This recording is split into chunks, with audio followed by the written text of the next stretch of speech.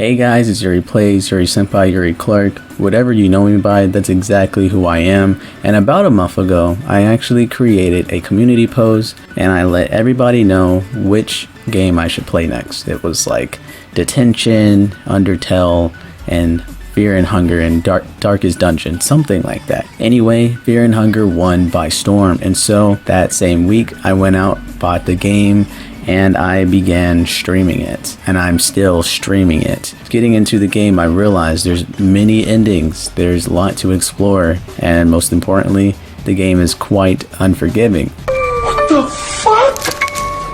No! And so while I played for 4 hours straight trying to get the S endings, I decided that I wanted to make a ginormous video showcasing everything I've learned, showcasing all the torture, all the sadness, all the anger, the rage, and the coin flips that Fear&Hunger has presented me, and I wanted to show it all to you guys. I wanted to get every single ending in this game so that way I don't ever have to play it again. Beware. The game contains scenes of extreme violence, gore, sexual violence, and drug usage. If you are sensitive to such subjects, it is advised not to play the game. Your discretion is advised.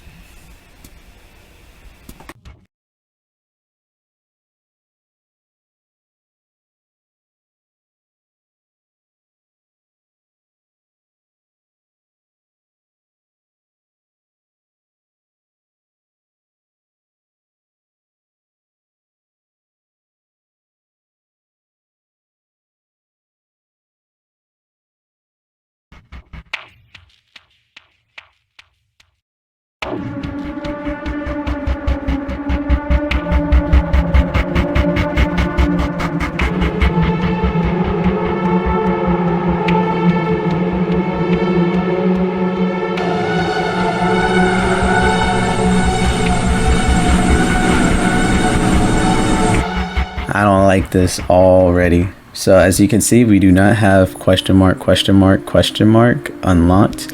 We have Fear&Hunger in easier mode for beginners. The darkness is more merciful. Starvation is less of a threat. Then you have terror and starvation. It says the dungeons show no mercy. The darkness is real. Starvation is constant. Enemies are tough.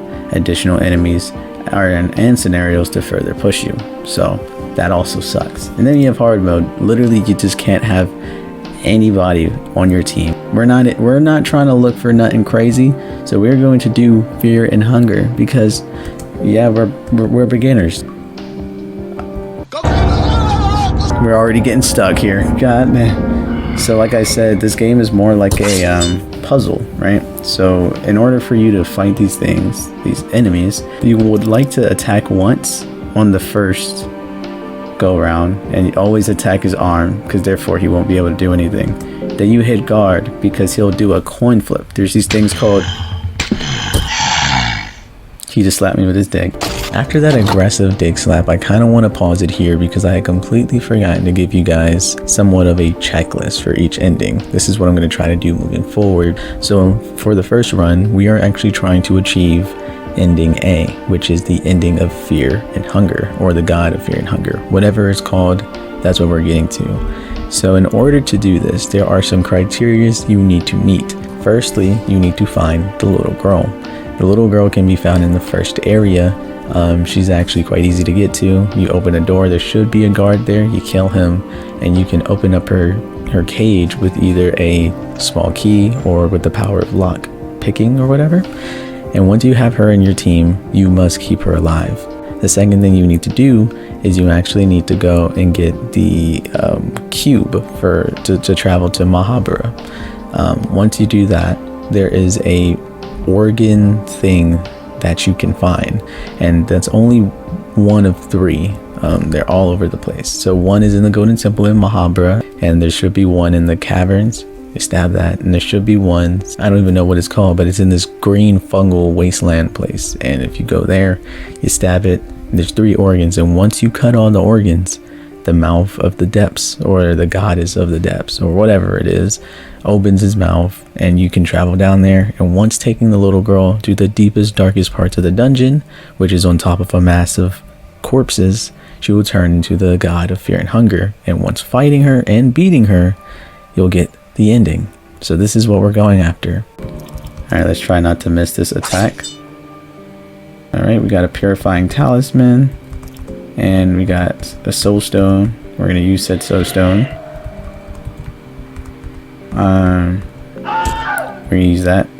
So basically what we just did is that we can do certain ritualistic things around the environment, such as praying, sacrificing, or having sex. So we're going to use leg sweep. Trust and believe when I tell you leg sweep is OP. I always love getting leg sweep because it just kind of unlocks literally everything that you would ever want. And I am not being at all dramatic. It is that good. I could try to attack it and it'll say the door is too strong for me. Like, bro, really? The door is too strong for me. Now with this handy move called leg sweep, it is a open free card to anything. I don't know why, but it is. And so now the door is open. And with that, a very good weapon, but a very dangerous one, makes its way to the stage here. So on my list here is that we're gonna need to go collect a little girl because she'll become the god of fear and hunger or whatever. But I do want to collect Moonless, and I want to collect Cahara. 2 people for my own bidding, I'm not gonna lie. I do not have good intentions gathering them. Yep, get your ankle snatched. Oh, I thought I had him for a second. I really did. I really thought I had him for a second. Yeah. So that's what happens if you take both of their arms out. If you guys have ever noticed, when I fight the other guards, I don't particularly cut their other arm off. And that's mainly because they are able to tackle. But for whatever reason, their AI is trained to, if they have an arm, do a coin flip. So we can definitely get Moonless. So since we're passing over here, might as well get Moonless, right? Alright, let's get out of here. So Moonless, what's cool about Moonless is that she's actually really weak in terms of like damage output, but she just always takes out the limbs with ease, which is sometimes like a waste of move. We have a couple things that I want to do. So we're gonna open the cage. Hello, small lady. Alright, so now we have a little girl with us. We are going to try our damnedest at getting this damn ancient scroll. So if we read this book, this is the god I was talking about, god of destruction. If we get this wrong, we just die. So I'm gonna do heads. Heads always seems to work here, so that's good. Now we got blood golem. It's actually a really good move to have early on in this game. Open this door here. So in order to make ending A the easiest, we have to show kindness to this little girl, bro. We have to show kindness to this little girl. So we can give her this porcelain doll. And we can also get Cahara on our team. Yeah, so he has stolen my goods. He's stolen some of my silver coins, which is cool, I guess, you know. It's whatever. And we'll find Cahara right down here. He's like, oh. Yes, oh. Hey, great to see you alive. You had me worried. So if you say you tricked me, he'll kill you. But I'm gonna say great to see you alive as well. And he's gonna be like, yeah, I totally don't want to be wandering around by my lonesome.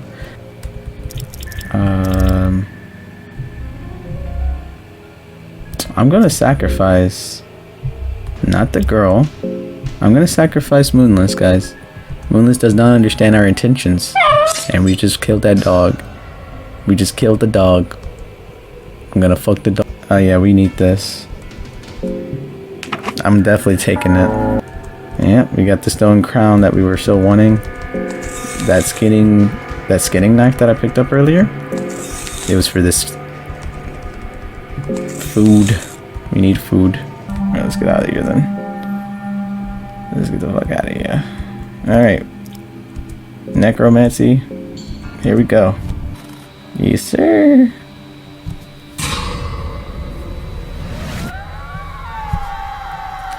So what I like about the skeletons and why I've been so...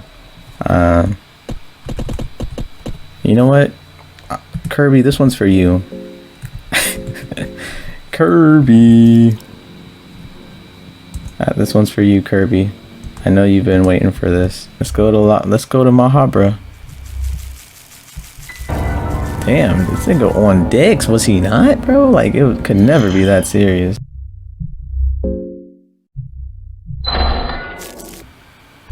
And this is the ancient city of Mahabra. We're gonna try to see if we can't get an empty scroll here. But I think I'm gonna just have to settle. It was either this or the White Angel. I don't think the White Angel was the best choice, but it's okay. Lucky for once in our life. So let's see. We're gonna try to do tails. I know for a fact it's gonna be heads, but we just got the blue sin. That's really good. That's like extremely good, actually. It's like insanely good that we just got that. We need to defeat 3 of the newer gods, or the 4 of the newer gods, or whatever. So if you notice, each character, when you start off, it said that the knight had a domination soul. So that's coming from one of the new gods. So we have a dominating one, we have the enlightenment one, and then we have the something one, endless one, and then something else I just can't remember right now. We're gonna kill the tormented one first, and in order to do that, well, we need to torment a soul of some kind. Yes! I've been trying to kill him for so long. Let's take Cahara's soul. I think that just gives us the endless soul, I'm not gonna lie. Cool beans. I'm going to just do who's someone who's always in the chat? We always got Kirby. Bro, Dylan. Come on, Dylan. There you go. Should be good now to pick this up. So you gotta be ready when we take it. It's gonna rumble. Yikes. So this book basically transports you into a different area. These are the 4 gods that we are going to need to kill. We got the dominating one, the endless one, the enlightenment one, and the tormented one. We currently have the endless ones already because we killed Cahara and took his soul. He has the endless soul. The ending we're striving for is an ending of God of Fear and Hunger. And so we've already cut open one of these purple organs, and now we're gonna need to get one more organ, and then the depths, the god of the depths or whatever of darkness, will open up. Oh, we only need 4. It makes it even better for us. So we've cursed the blue sin. All right, let's go fight the tormented god, shall we? The chains are hanging from the ceiling, waiting for a sacrifice. Uh-oh. So this tormented god will come in and try to ruin my plans, so you're gonna have to fight him one way or another. Anyway, we basically have to turn this husk of skin into what the tormented one went through. If you can tell, he has no skin, so we're gonna pull the chains as hard as possible, and it's going to rip his skin from the bone. So that is just disgusting, but it happens, so let's get out of here. So now with the tormented one, or at least the sacrificed, we're gonna now leave the premises here. You hear something as if it was rising from the pool of blood. This is the boss music. Let's get it, Bite.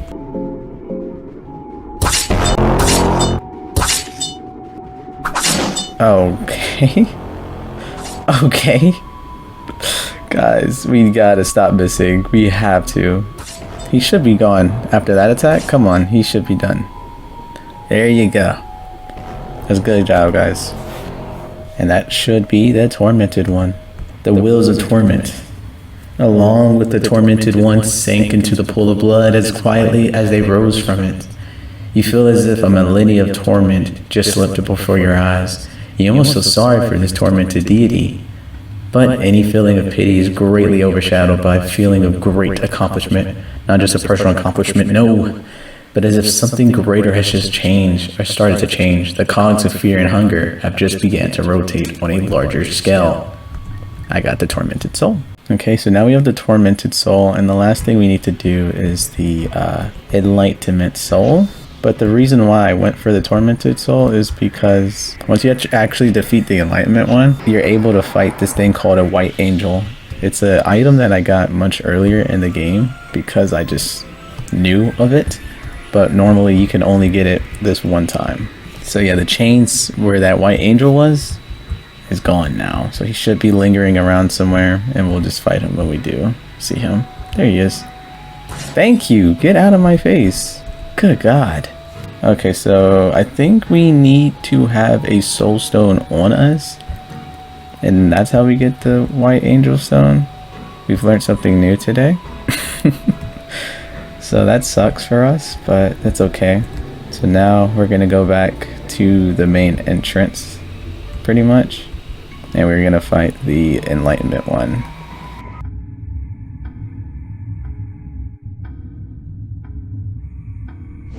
He has fallen to his death. You take a look down into the darkness. It almost looks like you see a giant shape floating towards you. Whatever awaits you down all these ladders feel like an omnipresent.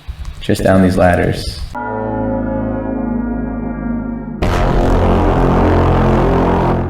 You try talking some sense to the god of enlightenment. He doesn't appear to react to your question, but he actually answers us a question. The original god of destruction, one who is very prime ingredient of existence, like shadow to light. Who was his counterpart? Almer. Nope. I think it was civilian, I guess. Well, that's why I gave myself an extra time to talk. Damn it. Your question. So we put Richter, right? Or Rudimer? Nigga, I don't know. Hold on. Jesus Christ. God, bro. Oh, hell no, man. What God of torment. What's his name, bro? Get your god. Ron Shambara. It's Shambara. Almir, the Ascended One, the last one of the older gods. What year marks the birth of his new self? Correct answer. Let's go. Oh, let's go. Yes, sir. Let's go. Good job, Kirby. That was a good hit right there, boy. The head of the enlightened one falls down into the darkness where it once rose. The millennia of wisdom and knowledge that is too much for a normal person to bear passes through your head. You only get a glimpse of what is waiting for you on the other side, but this information stream is too much for your mind to handle. Your head hurts a little. But that doesn't matter, as you can clearly feel how something greater has just started to change. The cogs of fear and hunger have just begun to rotate on a larger scale. Good job, guys. Alright, so with that we now have the core requirements. So I know I kind of skipped over this, but there's a stone guardian at the beginning of this area. He's like, hey, in order for you to pass and to be deemed worthy, you actually need to collect 3 soul types. And he kind of makes it very ambiguous, so you don't really know exactly what you're looking for. But he's like, you need to know of sacrifice, you need to know of enlightenment, and you need to know of whatever, right? And essentially he's just asking you to get all of the soul types. So now we've back to the present day, and this dude over here is like, yeah, I'm not letting you pass. Human, I see you've got the endless, the tormented, and the enlightenment soul. You possess all required ingredients to pass through. As a last trial, I shall challenge you. Are you ready? I am ready. Let's do it.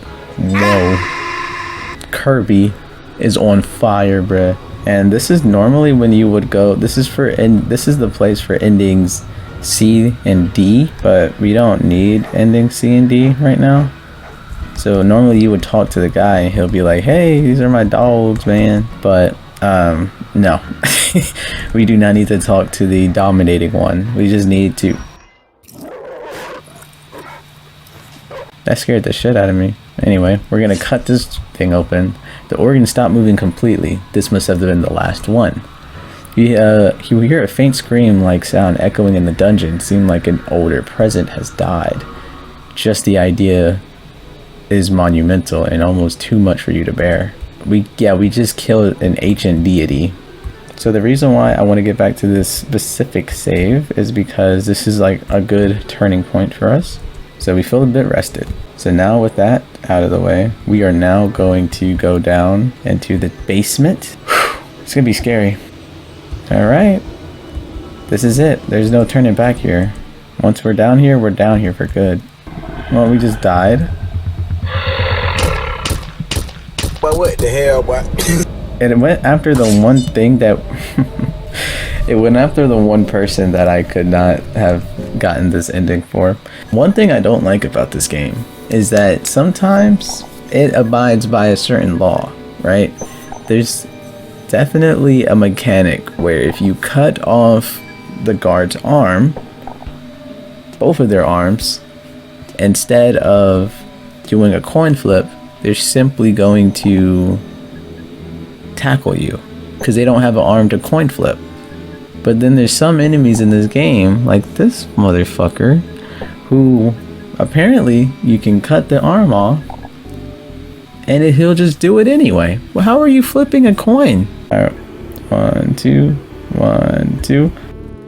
Oh my god, bro. Oh, hell no, man. What the fuck, man? 1, 2.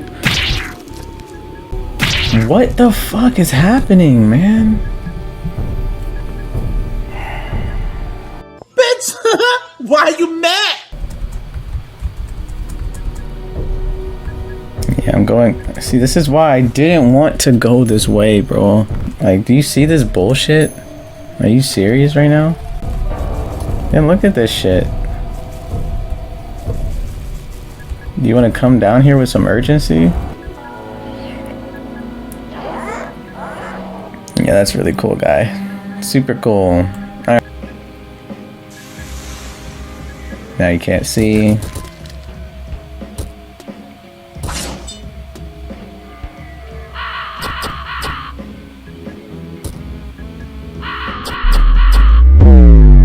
I'm blind, by the way. Ay, bro. I'm actually about to flip out, bro.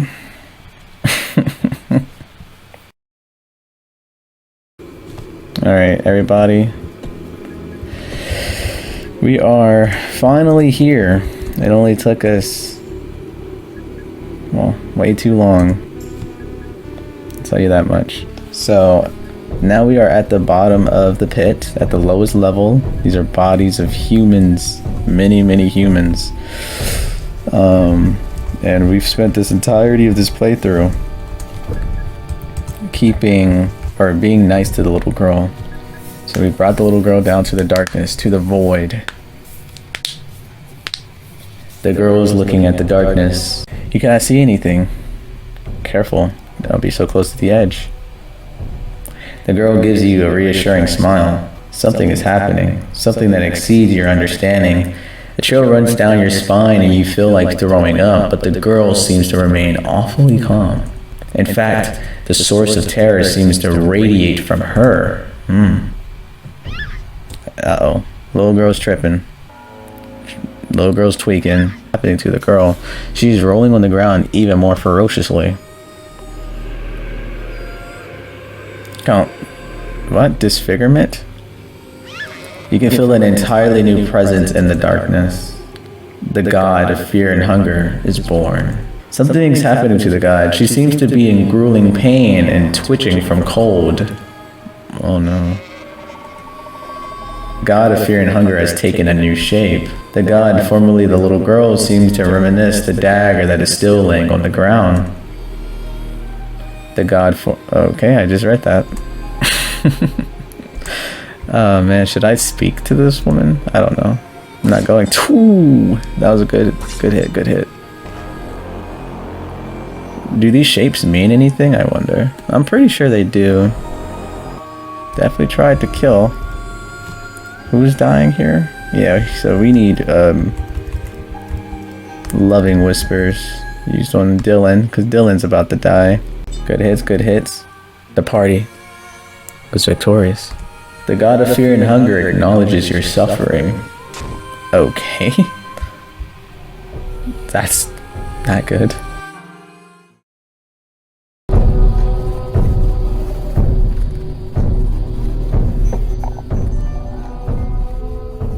Why do you resist?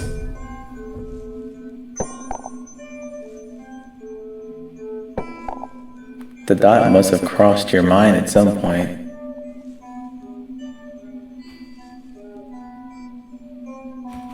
The thought that you delved too deep.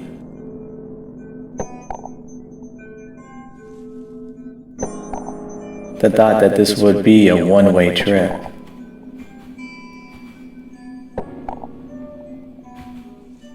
So instead of fighting the inevitable, why not embrace it? Just lay down and rest. There's beauty in this darkness that can be harnessed and used to usher anew.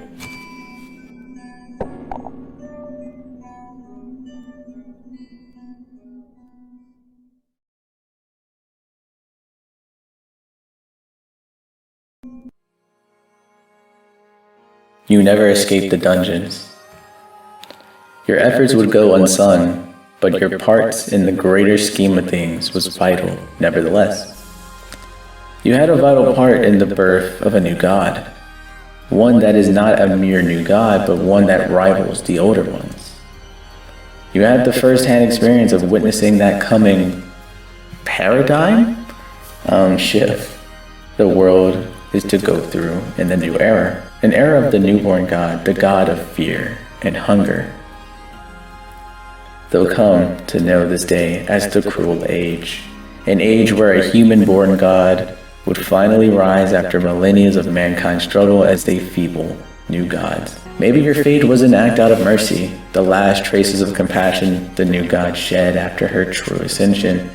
Your demise was peaceful after all.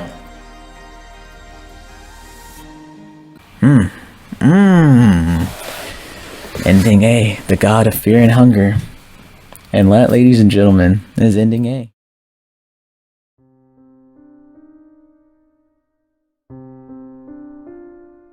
Fear and hunger kind of just throws you into the deep end of the pool.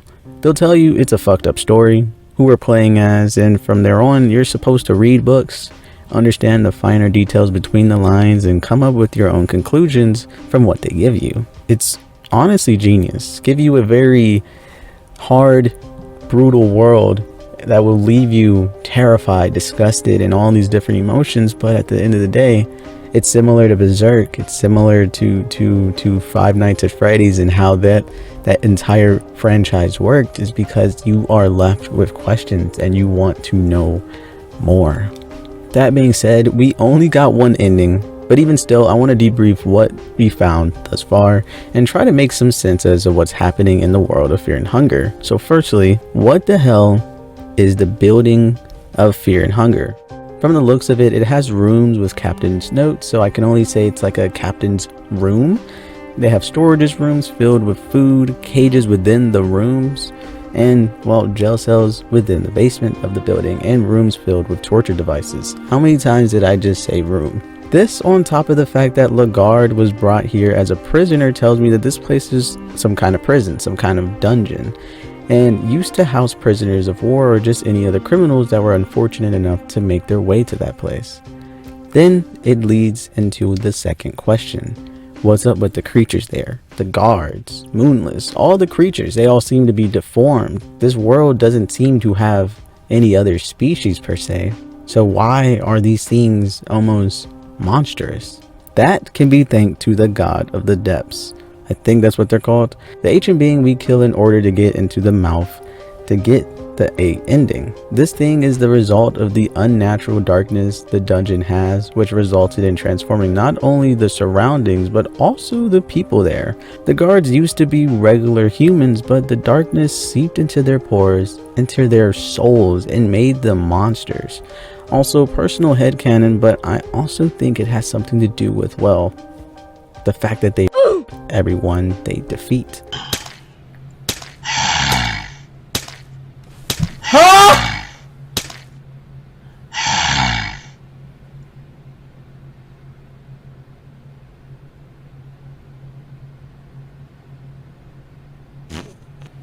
Blood spurted from my anus?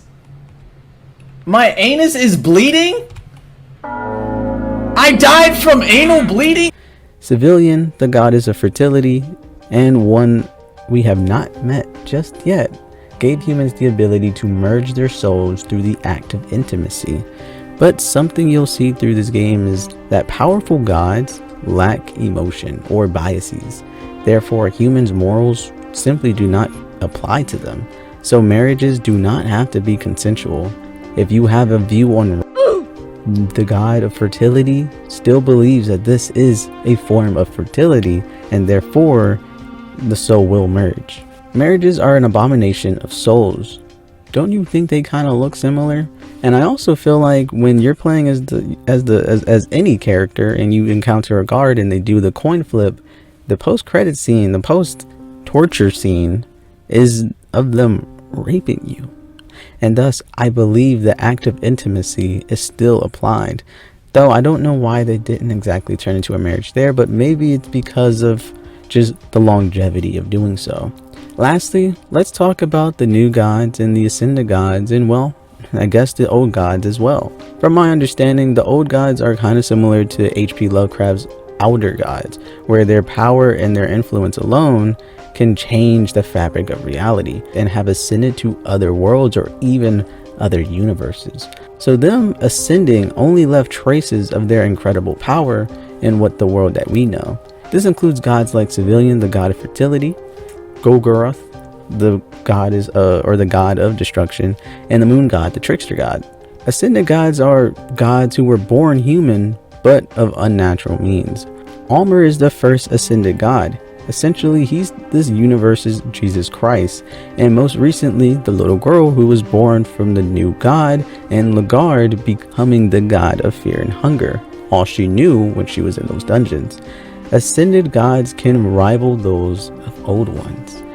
And finally, the new gods, our failed gods, those with immense powers but still can be killed by any normal means, making them largely just puppets of the old gods as they are still controlling the strings.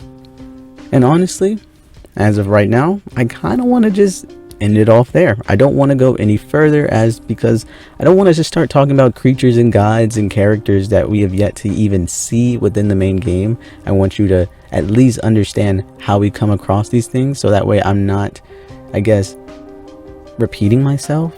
So with that out of the way, let us get into our next checklist to obtain ending B.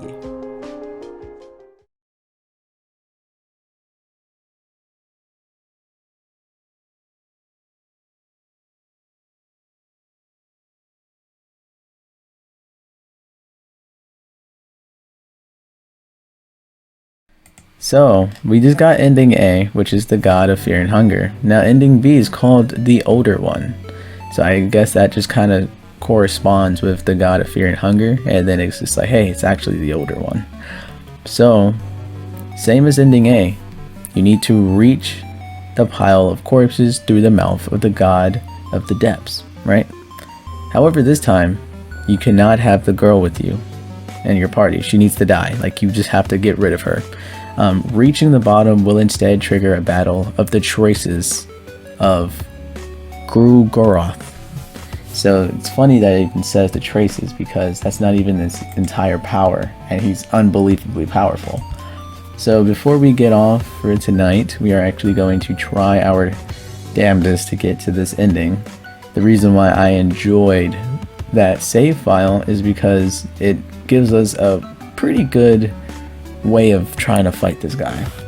We have pretty much everything we need. So if we go down to the caverns, there's this dude called the Pocket Cat. He sells weapons and various items for children. he wants a child. He's like, hello, little one. Pretty little face you are. I like your hips and ankles especially. The girl seems scared of the pocket cat. How about I make you an offer you cannot refuse? Just for you, my special customer. I will trade the little girl for an item of your choosing. So you can get the Book of Enlightenment, the Book of Forgotten Memories, and then the Necromonicon, and then the Claymore. So the Book of Enlightenment, we already have that. We don't need another one. Book of Forgotten Memories, I believe this gives you counter. Kind of trash, if you ask me. And then Necromonicon could give you anything that is like Pyromancy based. So I'm gonna just get the Claymore personally, because the Claymore is a very good weapon. Yeah, if I'm not mistaken, there should be one guy here. We never got this one. We never had enough. Yeah, here it is. Yep. Use Necromancy. Tails never fails. If it does, I'm gonna cry. I'm gonna cry right now. Just nah. Savannah. Alright. So we got Savannah. Good job, Savannah. You made it onto the stream, or into the video. I love skeletons, so I guarantee you in all my other runs, skeletons will be present. So I'm more than likely gonna just keep naming people from my membership for this one.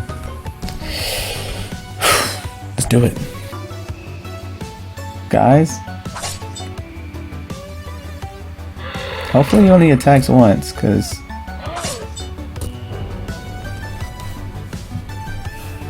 but we're gonna take this Book of Enlightenment and we are going to we're gonna save. I suspect that we are going to die plenty of times, so let's do it. You look into the black.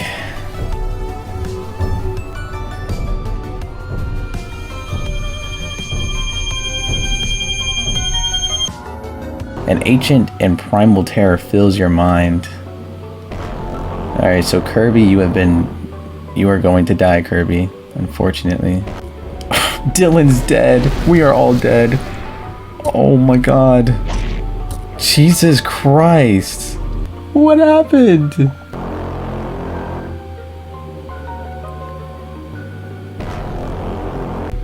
I'm worried that he's going to literally kill me, so I'm going to have to say I'm sorry, Kirby, but I'm worried for my own safety here.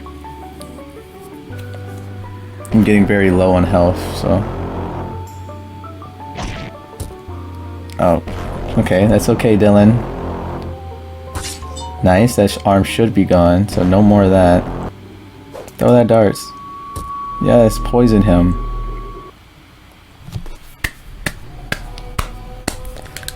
Oh my gosh, that was difficult. Why do you resist, human? I want to know more. I want to become a true god. To become a god?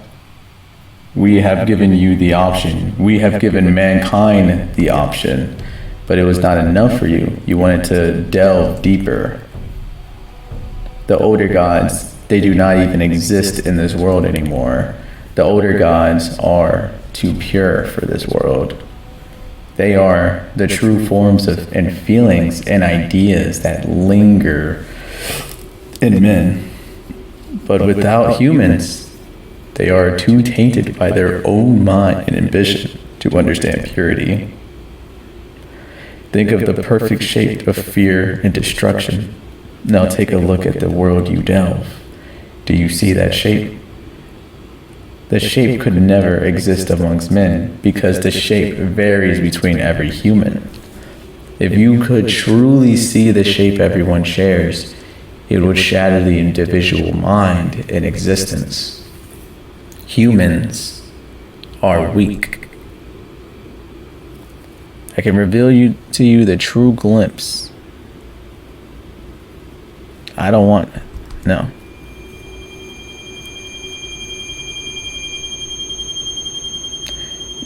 Your sanity declines at an alarming rate. You are grasping breath desperately as the shock and horror shut down your bodily function one by one.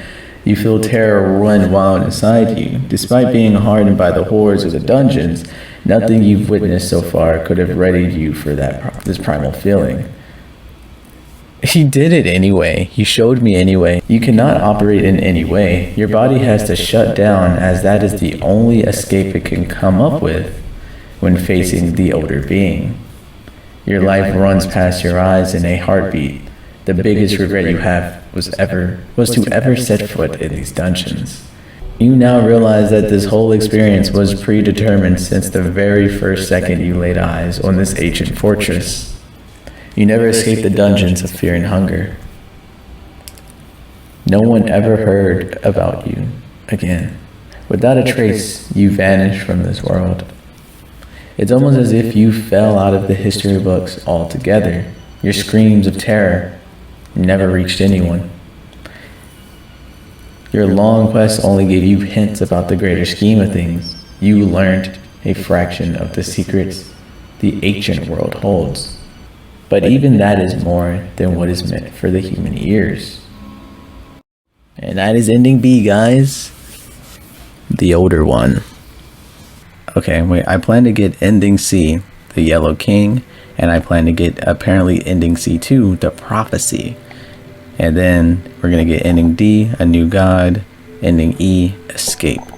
So these are all going to be pretty easy because they all require Lagarde. Once we get Lagarde, we win. So, hold on. Holy smokes. For this ending, the player must find Lagarde alive and keep him in their party. It is required to reach the city of Mahabra, get tormented, endless, enlightened souls, and enter the Golden Temple to kill Franso the Dominant. After which the player can then sit on the throne of Ascension, doing which teleports the squad to the void. Holy moly. Once in the void and finding a team, which is optional, after a brief exploration bit, the player is suddenly forced to battle with the older one god, Civilian. Whoa, this is crazy. After the battle, the player must reach the Yellow King, then reject his offer and fight him. After winning, you get ending C. So we must reject the Yellow King. Now while we're at it, ending C, number 2, the Prophecy. The same path as you do with the first ending C, but instead of fighting Lagarde, the player must kneel before him once in the void. Doing so will let the player escape the dungeon of fear and hunger and achieve ending C2. Wow! Let's get ending C, guys. Holy moly, that sounds epic. Alright, so we have no time. Okay, so we're gonna just loot like the basics. No way, I just got 2 bone saws to start with. Like, that's just not what we need. Alright, so in order to get Lagarde, we can only spend, I think, 30 minutes within the game. The best way for me to do that is to quickly get our first soul gem, get the leg sweep ability. There you go. We get the leg sweep ability. We're also going to participate in this. Thank you. Alright, so we're going to go back and try our hand at not getting stuck by this guy. Holy moly. There it is. Leg sweep it is. We're going to force this door open. Leg sweep it up. Yes, sir. Easy enough. Easy enough. Alright, so this guy here, piece of garbage. I hate him so much. Oh, get your ankle snatched. That man is looking at the wall. Oh my goodness. Lure him out. Oh, get your ankle snatched, kid. Oh my goodness. Oh, get in there. Lagarde. You try waking him up. The man gets up. Now that you see him better, you realize his body has gone through intense torture with different scars and marks, feeling his skinny torso. His gaunt cheeks and distant eyes only strengthen the idea that this man has seen hell and survived it. Ugh. I don't remember anything besides my name. I seem to have an amnesia. You suspect that it's the trauma of the tortures this man has gone through that has erased his memories. I don't want to stay here. That much I know for certain, but I feel pretty weak. Do you mind if I join you for the time being? Yes. Because this guy is still on our chase, dude. Oh my god, what a fucking dickhead. Okay, let's go. Let's hit all the way over here. Oh, fire movements, Yuri. Fire fire movements. Lagarde is looking at the darkness behind you. There's something in the darkness I came for. What is it? The ancient city. There's a strength here. Strength? I can't explain exactly. It's more like a feeling. Oh, you can feel this dick in your mouth. How about we just get out of here, please? Thank you.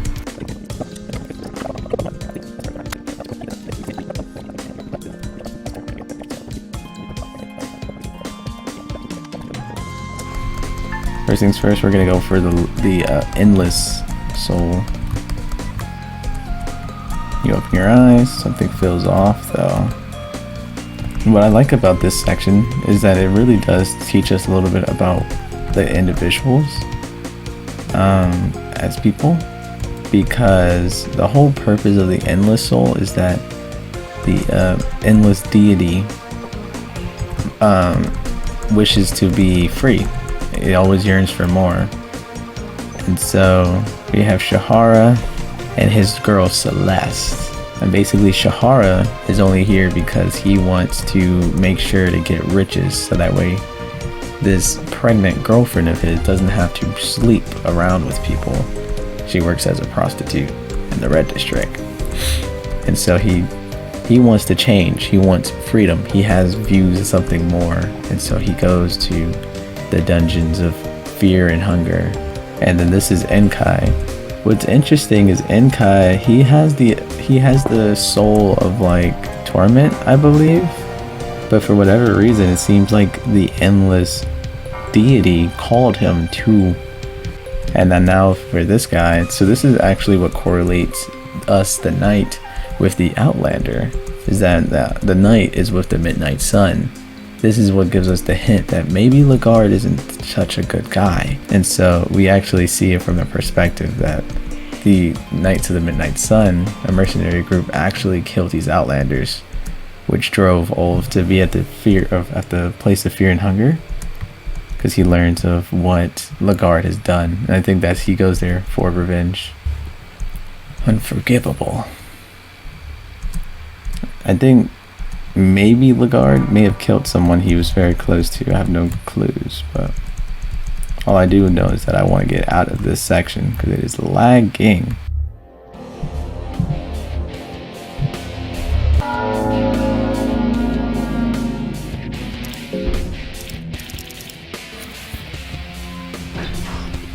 Alright. So we're going to take care of the arms first and foremost. Got to get them arms out of there. So we got 1 arm, 2 arm, 3. Okay, so another arm is gone. Uh-oh, can't heal him or Cahara will die. Let's not have that happen. Get that out of there. Damn! Cahara might die here. Yes. 386. They almost killed Cahara. So now we get to really see what Lagarde is all about in this scene here.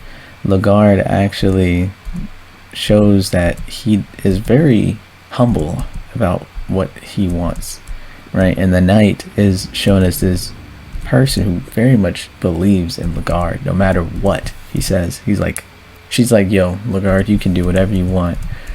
You can do it because you're the man, right? And essentially, once we leave, we get what Lagarde actually says. Lagarde says that she's sure of it, but he knows for sure that him just becoming a martyr, just becoming a king or a queen or whatever place, he needs to be in a higher state of power. And so he chooses to go to the place of Fear and Hunger to choose that, because he, in his words, the key to getting to a higher position is to go delve into the darkness. And so it kind of shows us like he's not the most sane person, you know. So Nalvin is also a very interesting thing as well, because the fact that she's pregnant, and so she tells us that she wants us to get her baby out of there and safe. In order to do that, she gives us the endless soul.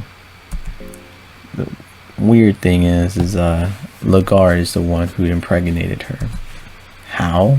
I wish I knew. I really do.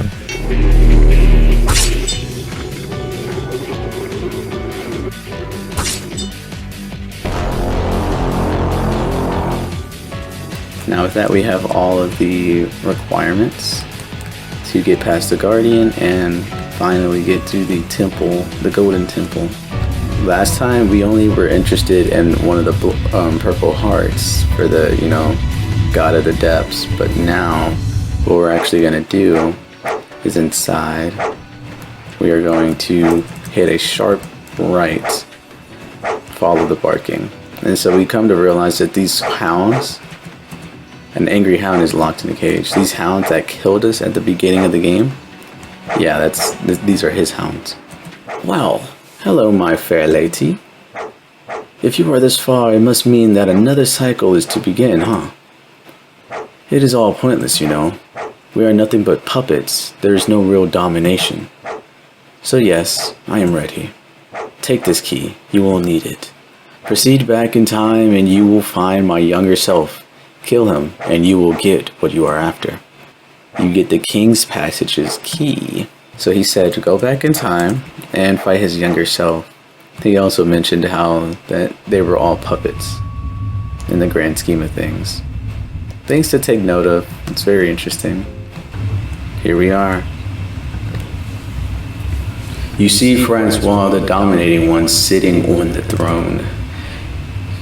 He's got a look on his face that absolutely despises your mere existence. Without a reason, you feel like lesser of a human being. So, you finally here. You think you can overthrow my absolute dominance? We will see about that.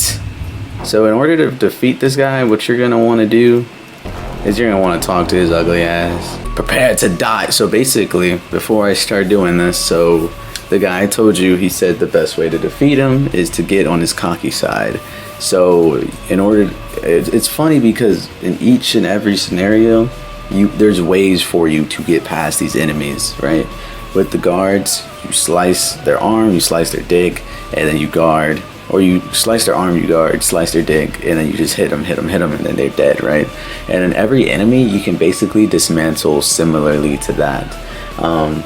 And then with bosses, like the Enlightenment Soul or Deity, you had to have, the Enlightenment Deity, you had to ask some questions. For the Endless Granny or whatever, you had to cut off all their arms, and at that point, all they could do was kick you. But in this one, you just gotta talk shit to him. So you gotta be like, prepare to die like a worm. He's like, I'm past life and death. I'm closer to the gods than no one ever has been. And then you'd be like, of course you are. You're standing next to one. You talk about me. It's not in a million years I recognize a weasel when I see one. You got no spine. You got no balls. You are nothing to me.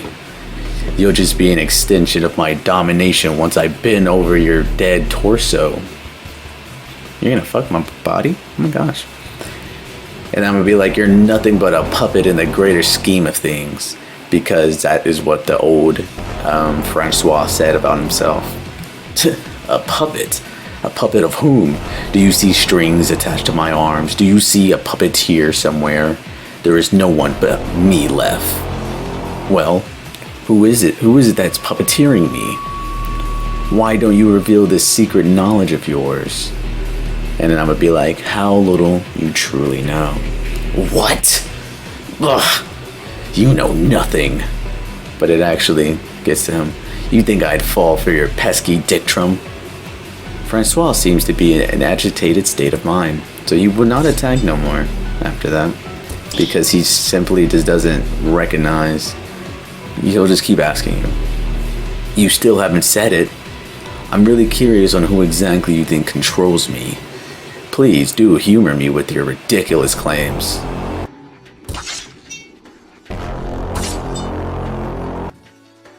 And the party was victorious. Francois, the dominating, dies. You have proven your dominance over this old man who desperately tried to keep up with the times. With Francois the dominating falling, the order of the new gods kept also crumbles down. The remnants of their reign are quickly forgotten. You get the domination soul. You are close to the throne. You feel air standing still. You feel electricity and excitement radiating from this chair. Your heart is beating fast. It feels like the throne holds great significance to the greater scheme of things. The throne of the new gods is sitting here empty, waiting for the successor to pass the gods. And so we finally took Lagard here. This throne. This is the moment I've strived for. This is the moment I suffered for. What do you mean?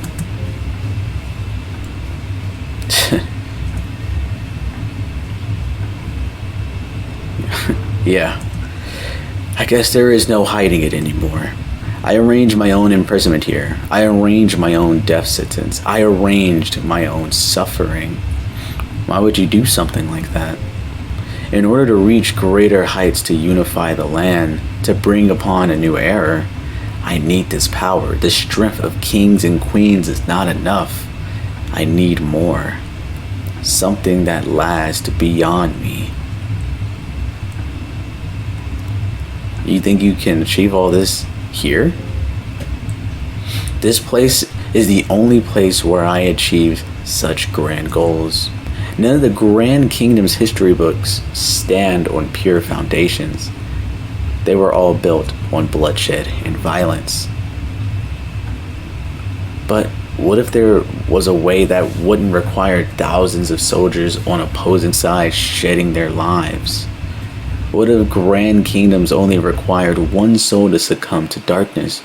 Only one soul to be tainted? Man, that's one flawed logic you got there, Lagard.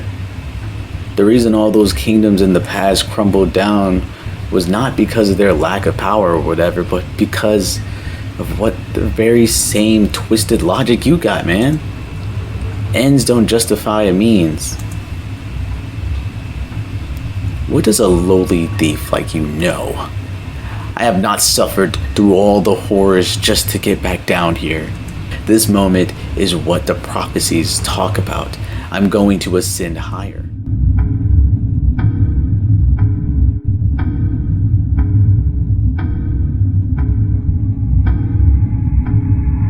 That was very interesting. I love that. So now that we got Lagard here, we are on the right track to the Yellow King.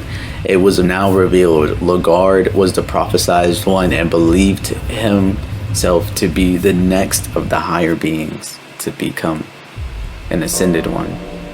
And so now, as we sit in the chair, a pitch black new world is unveiled before you. A cold wind carries over unnatural cries from all around you. You are not alone here, even if it would seem otherwise. Now, as you can see, Cahara is not with us. Cahara is gone. So, in this section, I've never actually defeated it because I never know where to go. But apparently, you're supposed to just look around and you can find Cahara somewhere. So, but there's this enemy that will attack you, and I don't want that. But what the hell? And we're dead. Damn, bro. Like, we gotta do all that again? Alright, so now you got the dominating soul. So can you leave? You can leave. Alright. That's all I wanted to know, is if I was able to leave. Use the Book of Enlightenment to just save, so I don't have to do that again. That was upsetting. Ow!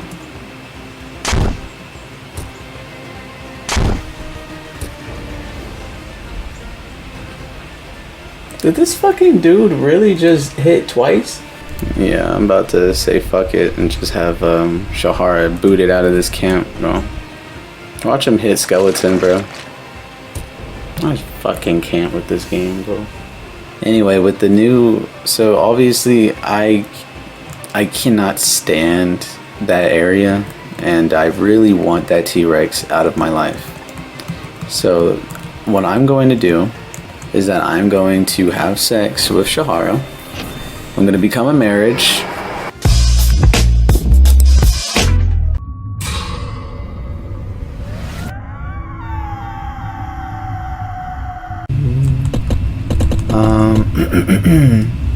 I'm just going to say glitch. I'm going to make it, you're going to make it in here. Glitch is Eldritch Glitch. Now we have a full squad, and let's see if Lagarde is in the same area as he was in last time. He is. So now he's got to figure out how to get to him.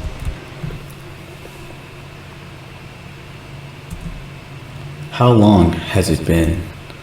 100 years or so? Have you found what you were looking for? I found something. They say Civilian created us according to her own image. But what if there is a God only in abstract, whom we have made physical according to our own image? That would reverse our roles, essentially. Or is there a God at all? It's something we as humans cannot rely on anymore.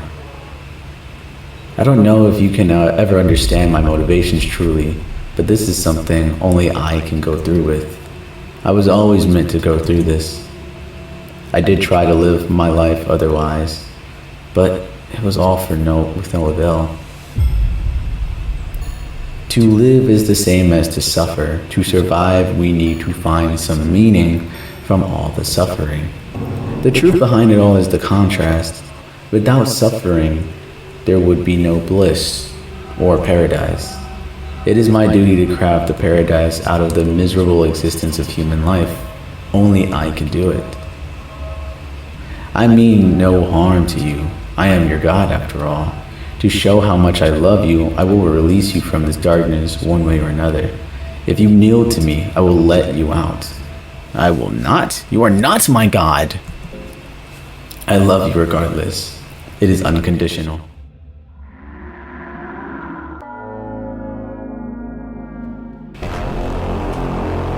Okay.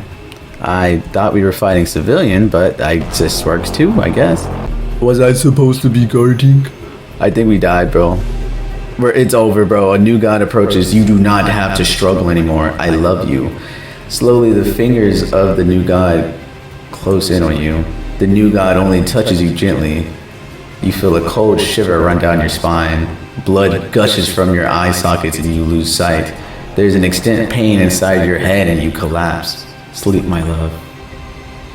Okay. I didn't think he would have a thingy like that, bro. I'm not gonna lie to you. He just coin flipped. Oh no. Oh, dude, get the fuck out of my face with that bullshit, man. I shouldn't have pushed the envelope. Block that shit, though. I blocked that shit with efficiency, nigga. Try it again, bitch. Try it again! Oh.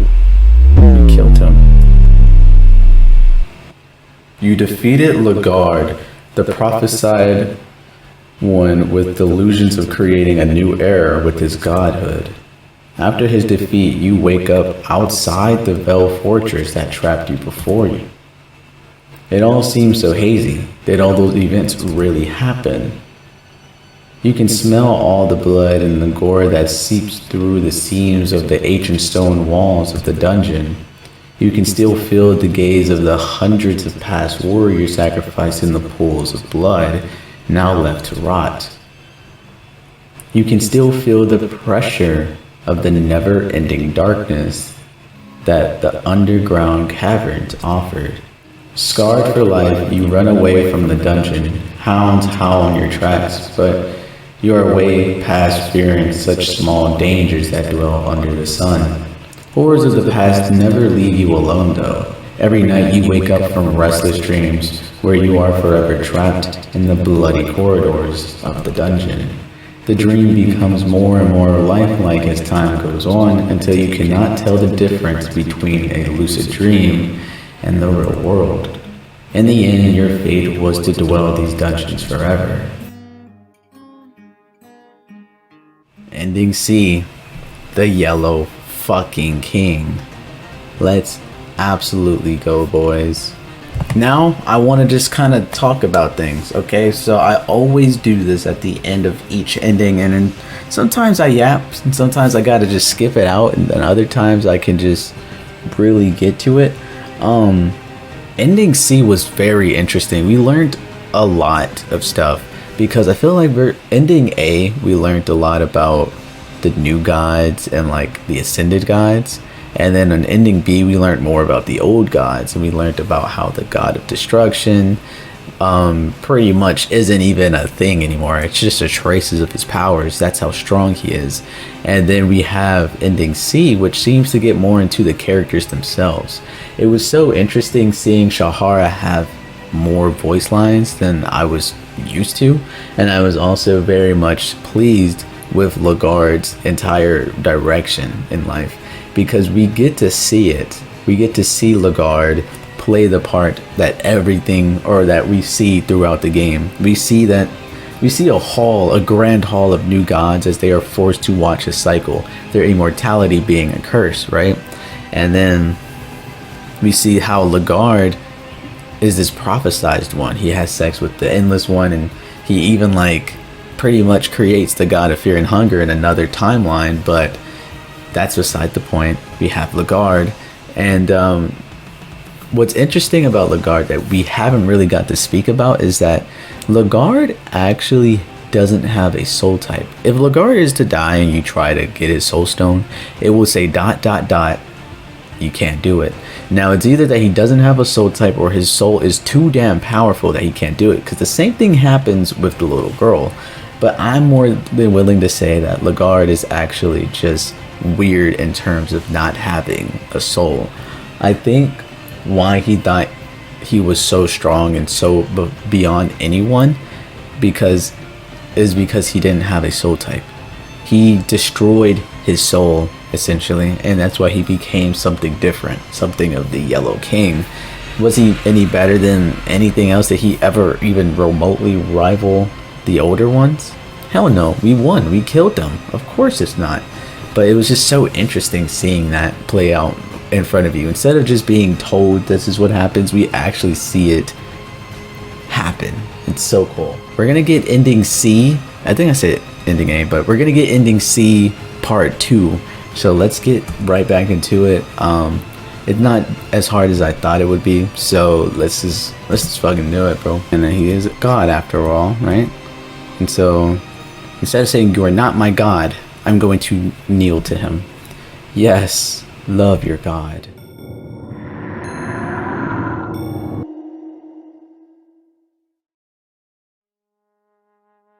You left the dungeons. Contrary to all common sense, you made it out alive. Your return to the civilization would go without festivity. You were back to square one, essentially. Your long journey to the black gained you nothing. The only thing you brought was the bigger understanding of all the darkness this world hid beneath the human eyes. Not a day would pass by you didn't curse this knowledge. Just the idea drove you towards madness with each passing day. After several years of living in seclusion, you started hearing rumors about the return of the Knights of the Midnight Sun and their now legendary Captain Lagarde. This man with a mysterious aura was unifying the Western world at a rapid rate, and almost as if the gods themselves were on his side, choosing the right side of the coin at every possible turn. Eventually and inevitably, he was throned as the Yellow King, and he would go to bring prosperity to the Western world, the kind that had never been seen before. You were never fully convinced, however. The name Yellow King left you puzzled, and something about his campaigns gave you an uncanny feelings. On your older days in the Kingdom of Verdun, you finally caught a glimpse of Lagarde after multiple decades had gone by since you two departed your ways. You finally understood where the name Yellow King came from. Lagarde still looked the same age, almost exactly like you remembered. The only difference was his sickly yellow skin colored by the dark green hue of the endless void. He was not a human. This was not a man taking reins to themselves from the gods. This was something entirely different. That's it? Whoa, ending C part 2, the prophecy. Okay, see, now that's even more weird, bro. What? It's so interesting. It's so interesting, bro.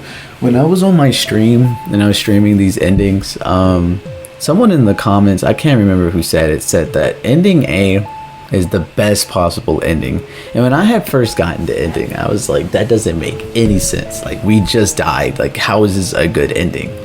Each ending gets worse and worse. It just keeps getting worse. Bro, ending B, you die learning absolutely nothing. Only the darkness of this world. You go mad from the knowledge that Gogoroth shares with you.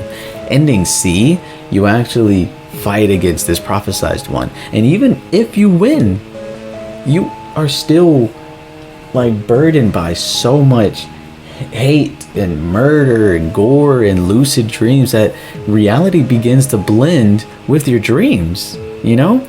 And so it's just like you're forced to live that life your entire existence. And then in ending C part 2, when you even kneel to this guy, you basically just created a fucking monster. This is not a god. This is something different. He's different from the other new gods in the sense that he's evil. Like, he's corrupt. It's not about wanting knowledge. It's not about wanting freedom. It's not about wanting dominance. He's broken. He has no soul. And so the Yellow King is uncanny because we don't know what he wants. He just wants. He's delusional. It's insane to me. Oh, I love that so much.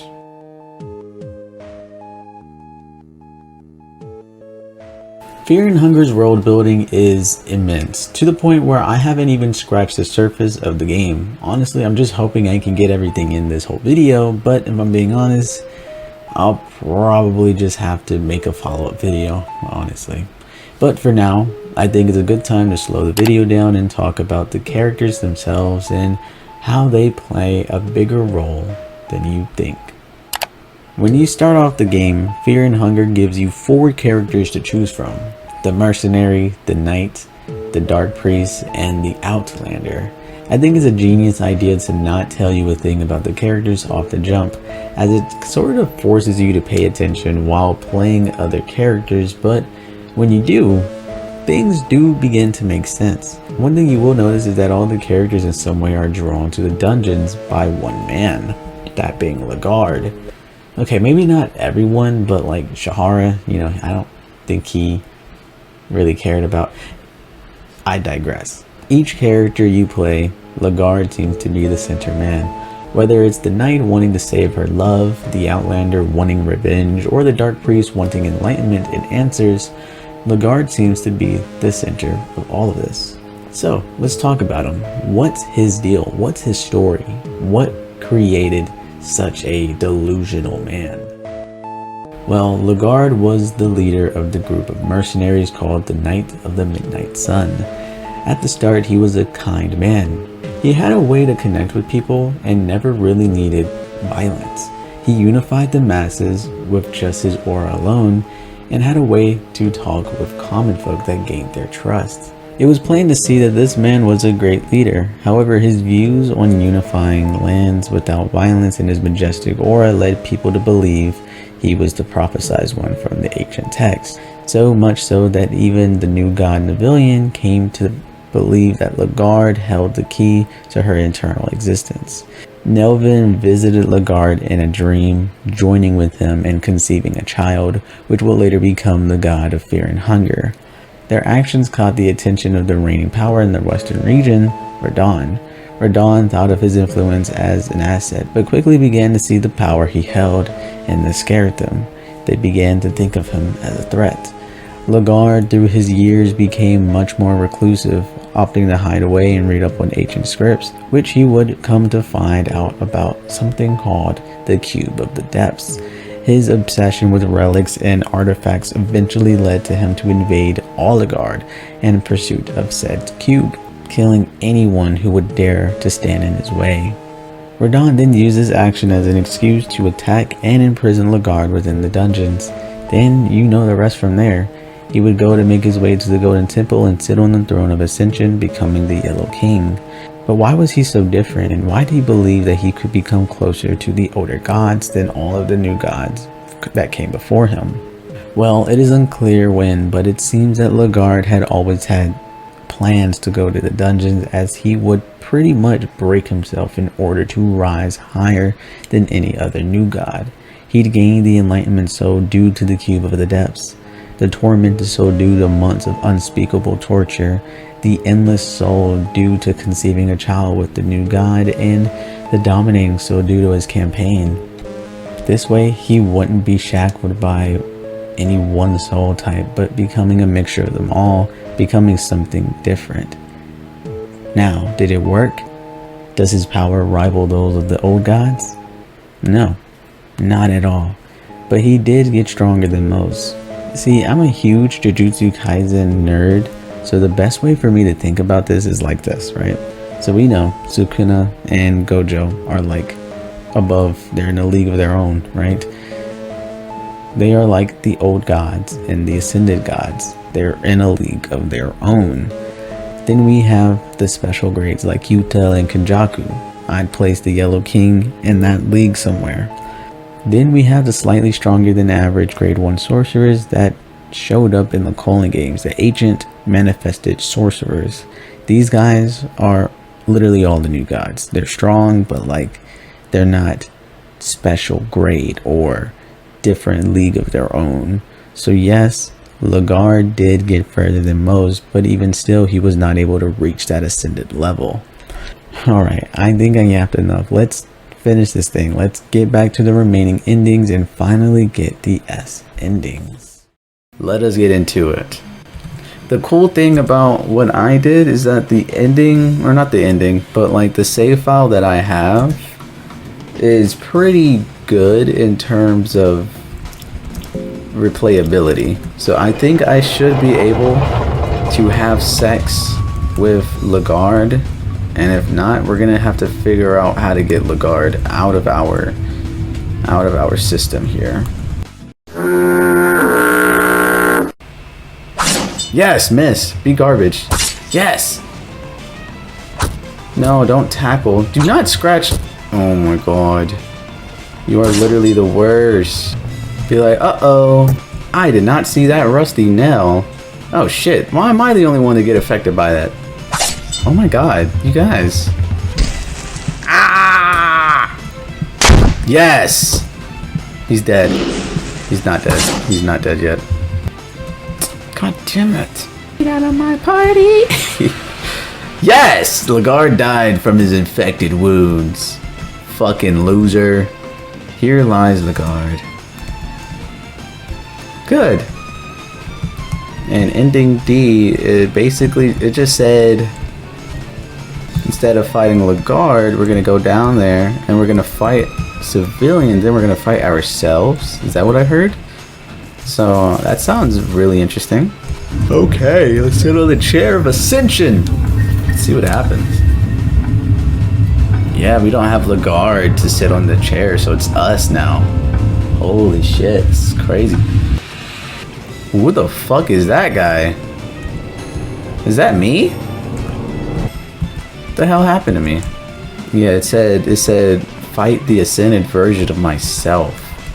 Does that mean Lagarde had a different version of himself that he could have fought? I don't know. Let's see. Knight, we've been submissive long enough. Can't you hear our soul yearn for more? We can dominate. You can dominate. Just leave your earthly body behind and let us ascend. Let us dominate those that need hurting. Whoa. What is true domination? There is no domination if there are no weak. That is the law of nature. There is no shame in admitting that you want power over the poor and the weak. You, yourself, have sought domination by getting this far. You wanted to prove to others that you got what it takes. Yeah, that's why I wasn't reading right. You wanted to dominate the oppressive and hopeless darkness. As time will pass, will you tell people about your monumental achievement and share your gospel?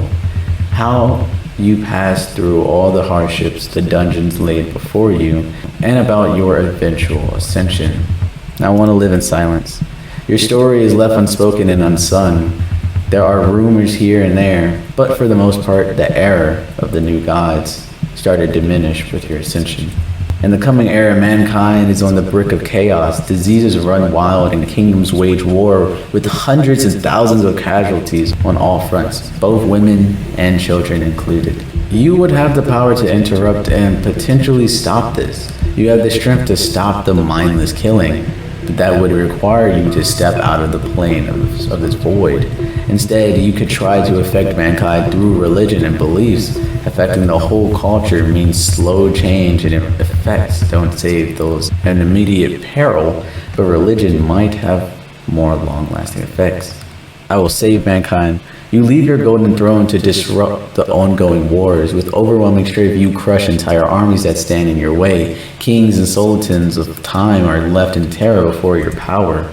Once you are done with your rage, mankind is left on a state of chaos. Common people got no one to turn onto, and thus they seek safety from smaller tribes and communes. By meddling with mankind, you ended up halting the technological and cultural progression. People are also less self-imposed because of relying on gods in the past.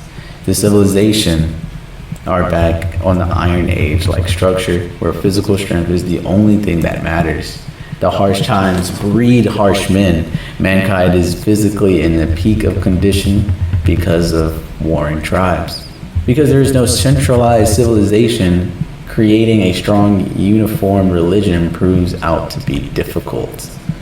With all the new understanding of morals and customs, people riot against the gods of the older times.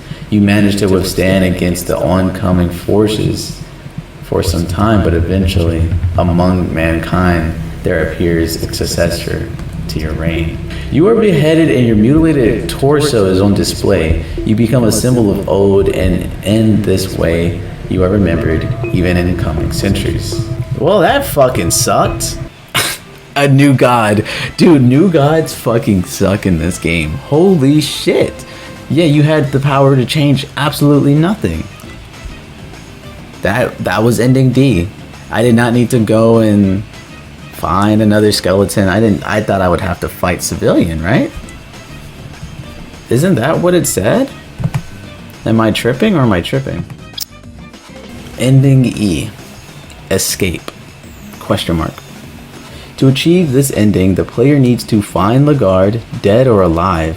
After this event, it is possible to simply leave the dungeon through the starting gate. This triggers ending E.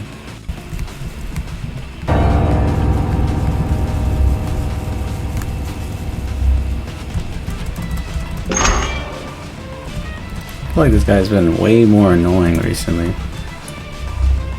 Bro, like... I'm sorry. What the fuck? So we got Lagarde, and I think we can just leave, right?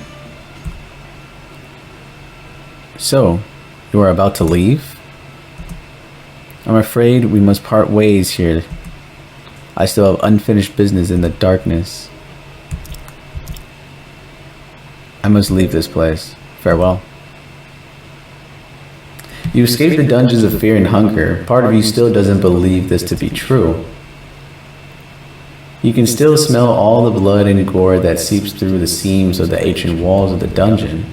You can still feel the gaze of hundreds of past warriors sacrificed to blood now rot. You can feel the pressure of the never-ending darkness underground. You can hear the distance of flapping of the wings. You feel dizzy just imagining the rail tracks that led poor souls deeper to the madness, all the way to the altar of darkness. You delve too deep. You know it yourself too. No man could ever return from that deep. You take one more look at the fortress just to make sure you really did make it out.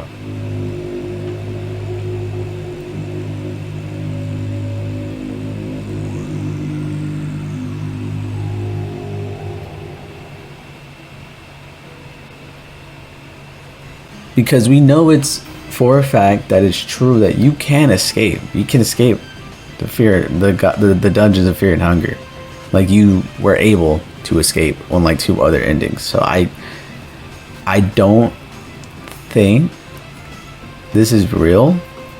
Personally, what I'm going to say, my headcanon for this incident is that they're just giving us the visualization of how it feels to just be stuck in a place mentally.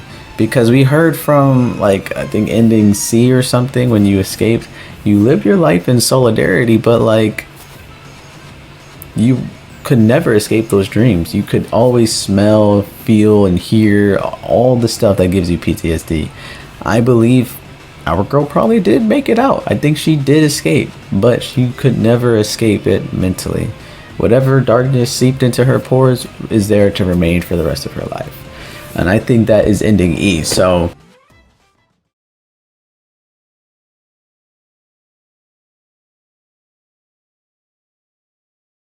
we have S endings.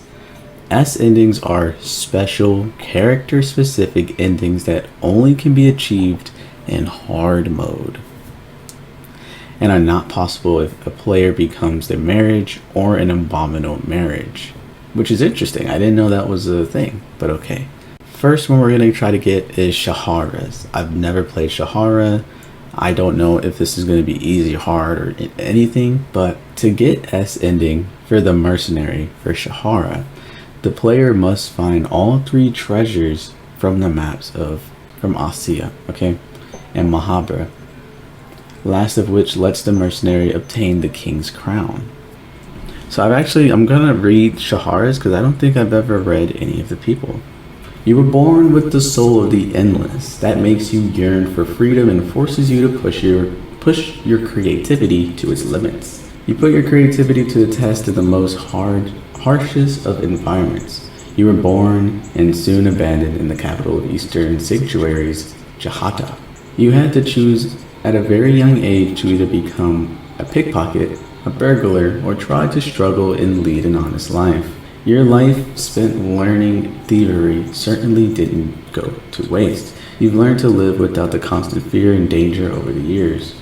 The crude streets of Jahata taught you valuable lessons. Lockpicking. Good. I want lockpicking.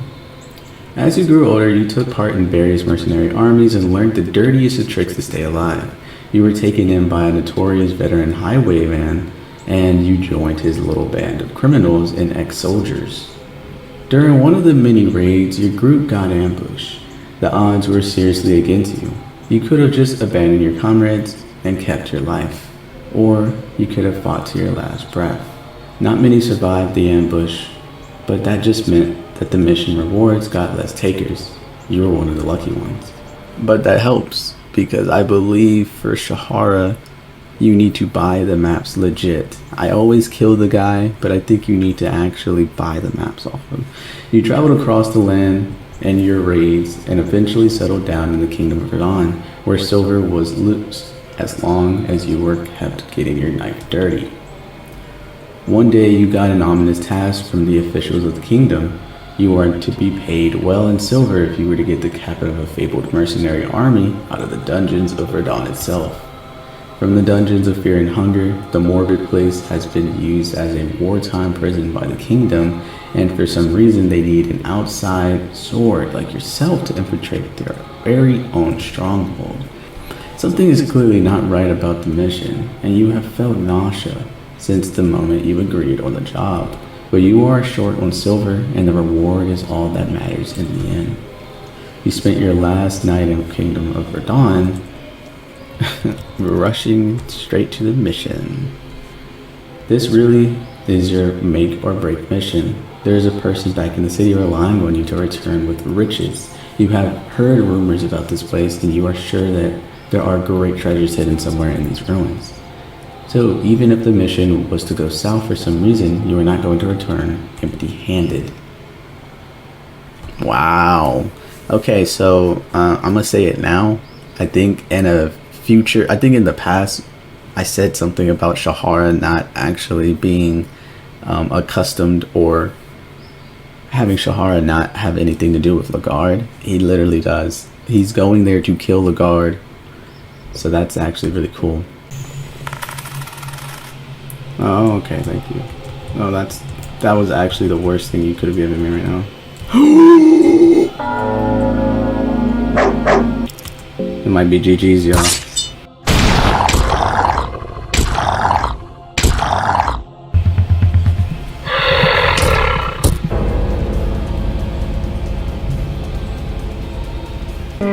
What's your point? What's your purpose?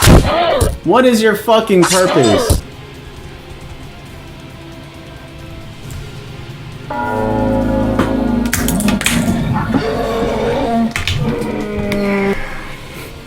You see the bullshit?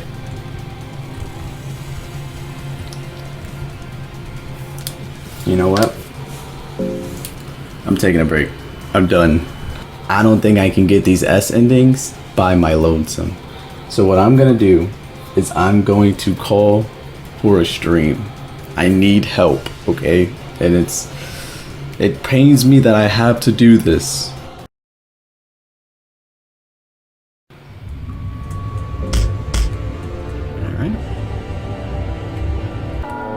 Oh my gosh, bro. If this spider was like 1v5s me, bro, I'm gonna be so upset, bro.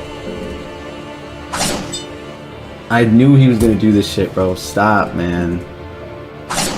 Stop! I actually might die here. What?! Is this how it's gonna end for me?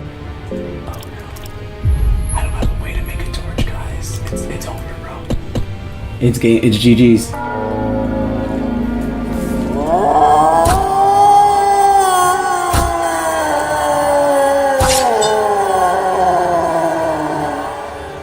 I'm gonna have to do all this again, aren't I?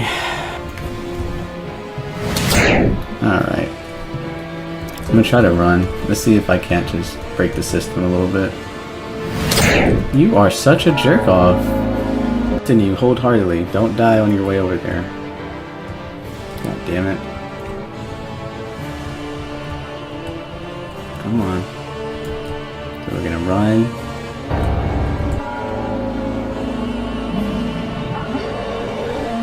Why does he choose now to have his AI work?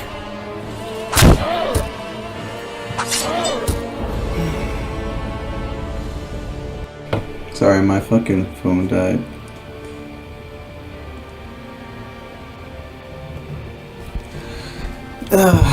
Alright. You guys. It's gonna be a silent stream from now on. Alright, so I'm gonna have this shit playing in the back. I'm turning this shit down, bro. This has to be it. I'm sorry, guys. I have to do this. You guys are gonna listen to some angelic ass music. This might be the end of the run, guys.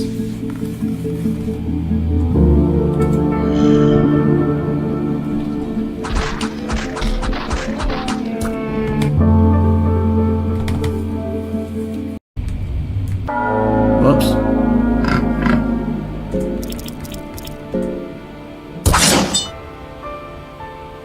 Oh yeah, he has the trench coat, right? He won't. Jesus Christ.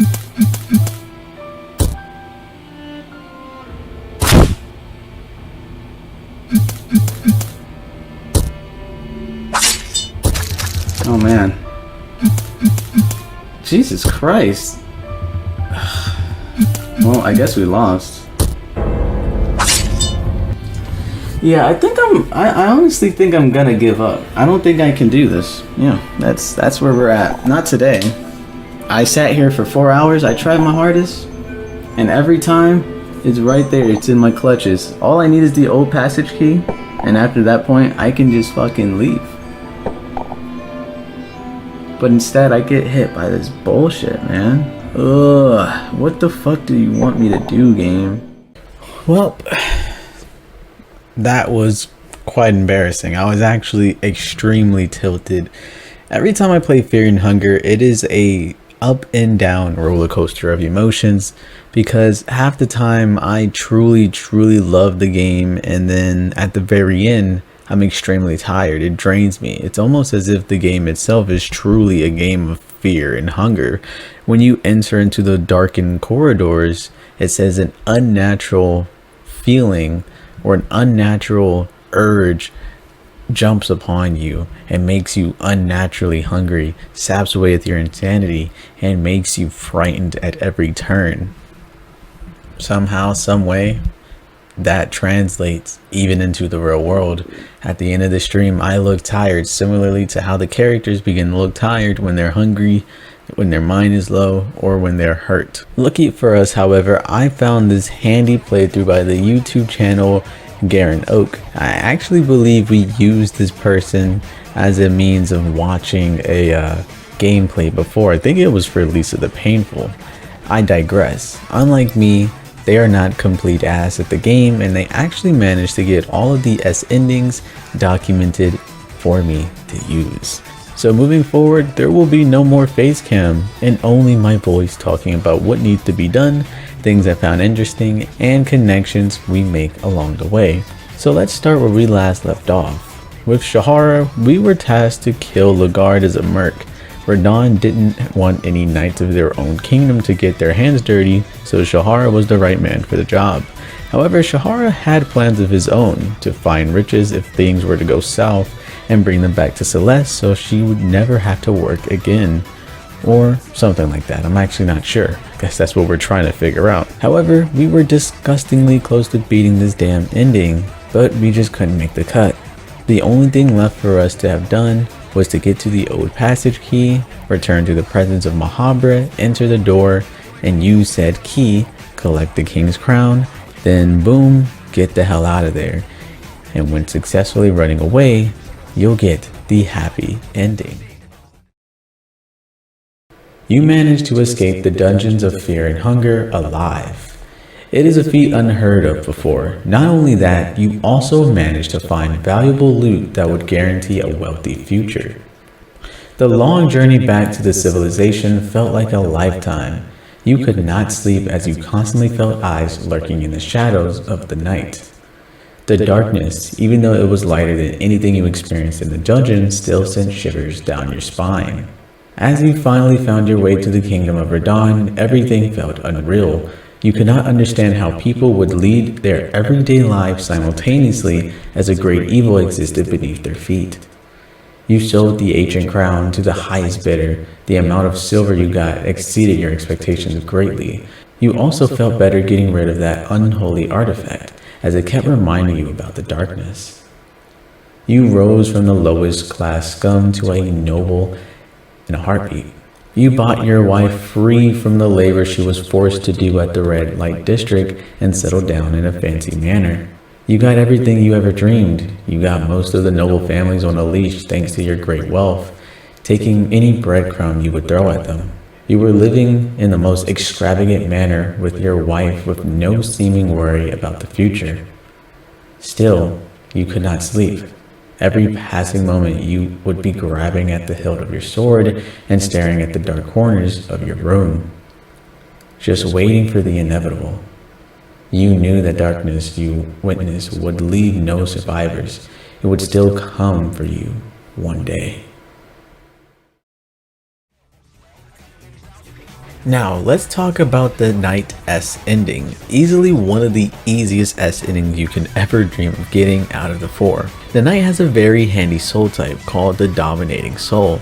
This allows her to get leg sweep right off the bat, which not only opens up many doors that cannot be entered normally, but also allows you to have a really good weapon right off the jump.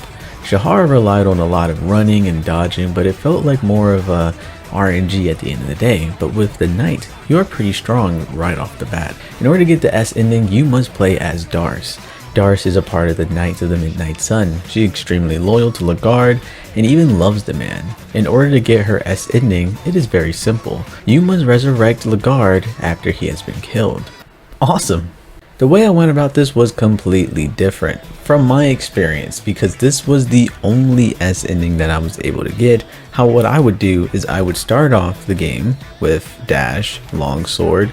I would rush to the first ritual people, get a soul stone, get leg sweep, rush all the way down or jump down the well, get the Masamune, run all the way over to the elite knight and all that people. I would kill one knight, I would open that door, then I would go down, do the mines, blow it up, you know, do all that, right? It is so easy because at that point now you're able to get the cube of the depths and the caveman area, and then you come out of that, safe and sound, you're good to go. You go into Mahabra, you run your ass right down to the Grand Libraries, and they should all be on the left side of Mahabra and like towards the laboratory that Nashara, how you say his name?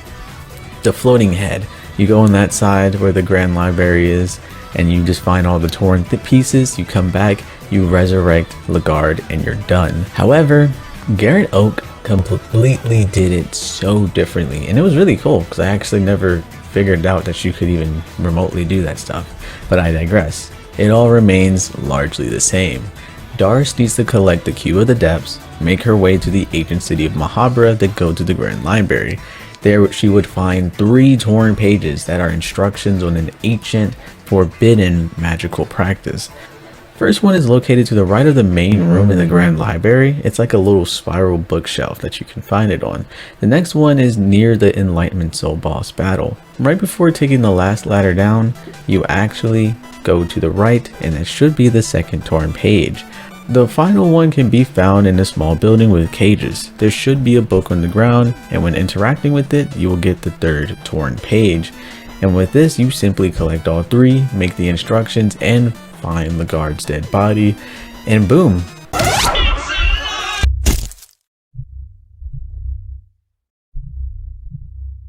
You could not save your loved one from the cruel fate the dungeons had ready for him, but you succeeded in the next best thing, resurrecting Lagarde. He shed his human skin, mocking his past existence as immortal. Apparently, whatever he went through after his passing had changed the man completely. You didn't mind his changed looks, but mentally, he was someone else as well. He had turned into a beast, craving to unleash the terror and suffering he experienced to the world outside. The man claimed to have risen to godhood, but as you examined his behavior as a warlord, he resembled more of a bloodthirsty ghoul. Still, you were reunited with your loved one. That was all that mattered to you. Maybe with his new crude look and way of thinking, he could finally be yours completely. Next, we have the Dark Priest, Enki. Enki was blessed with the enlightened soul, which made him yearn for knowledge endlessly. His upbringing was not the greatest. It was definitely survival of the fittest, and unfortunately Enki was not the fittest. He was born with a fragile body. His twin sister was much better in that regard and easily defeated him all the time. Failures were not wanted, and so he was thrown into the pits, where he managed to climb out and either take his revenge on his family or just escape from his family home in search of knowledge. He would find himself at the kingdom of Radon, and their libraries told of a man who was knee-deep and even obsessed with ancient relics, that man being Lagarde. And so Enki decided to search for this man and obtain the knowledge he wants. Now this is where the S ending comes into play, and it starts right now. Enki has a very in-depth system, so you must follow it, okay? Firstly, when Enki gets into the mind, you must step out of the darkness and introduce yourself to Nosramas. If not, well, you already failed, buddy. Second, after collecting the Cube of the Depths and making your way to the ancient city of Mahabra and defeating Valtel in the past, you can also talk to him in the present at Mahabra. He will then inform Enki about the true path of enlightenment. Yippee! While you're in Mahabra, make sure you get the treasure chest that holds the scroll of water walking, because you're going to need it later. If you haven't already collected the maps, you can just either buy them from the dude at the start of the game, or you can just kill his ass. Either or. Then you can use the ability to walk on water and go over the lake where the salmon snake is located and reach Nosramas' second secret laboratory. Then you can speak to Nosramas and mention that the enlightened ones regret, which then he will inform Enki that there is a way to use the Throne of Ascension without losing his humanity. He will then give you the soul anchor to do just that. From there, continue on like you're trying to achieve ending D, get past the Guardian, kill the dominating one, and sit on the throne and finally find your new god self and reject your ascension. Doing all this, you will finally get the S ending to Enki. You set foot to the ascended plane where you met the reflection of yourself, a form that had taken a shape of a new god. The reflection was what you were to become. You felt a great lust for power take over. It would have been so easy to give and learn the secrets that only whispered amongst mortals. But you came prepared. You had been warned about the lust. You declined the godhood and managed to step out of the plane that was colored by green hue that radiated from underground pits. It's not like your ascension wasn't without its merits. Even if you withdrew at the last second, you saw a reflection after all, and it understood its intents. With your newly found knowledge, you took the grand libraries of the ancient city to be your own. The library already contained more information one could digest in multiple lifetimes, but lucky for you, you discovered the secrets of prolonged life pretty soon. You found out how the older gods had left the world long ago. You had taken care of the new gods that resided in the city of the gods. You did not need godhood to chase after the true enlightenment. You did not need godhood to become the most powerful mortal to exist. Damn, he's fire with it. He was like, bro, I already know that I can. He said, bro, I've already killed all of the remaining gods here. That's how I got here. I don't need to be the next god. I could be the strongest mortal to ever exist. Oh, he's fire with it. Okay, Enki might be like number one, bro. He might be number one, bro. I'm not gonna lie. He's kind of fire. And finally, we have the Outlander, and I do not know how to pronounce his name, so I'll be calling him R moving forward. R grew up in a place called Oligard. It was a tribe of Outlanders who would, at a certain point, was facing harsh winters and famine. And in a desperate attempt to find something new, to find food, maybe something to save their lives, some of the others, and R, sailed to sea, eventually finding a place called Vinland. Though it's not the Vinland most speak of. It's not of a land without war and a land of all equality, but this Vinland was filled with ancient horrors and things most humans should never even see. R would come to find the Cube of the Depths and take it back with him to his homeland. This was of course when Lagard found out about it and killed his wife and kid while getting the cube. Now, R heard about Lagard's imprisonment within Radon and went to the dungeons to kill this man with his own hands, which starts his S ending. There's a reason why I saved this one for last. Most people in the community will either say that Enki or the Outlander is the hardest, but just me reading it and just me watching Gurren Oak go through it, I feel like I would have more trouble with the Outlander, just because one false move, one bad move, you're fucking done. I guess in my experience, right, the more things you fight, the harder it becomes. And so for Enki, not a lot of things are like you need to do these things. It's more so just doing things in succession and getting around like tough areas.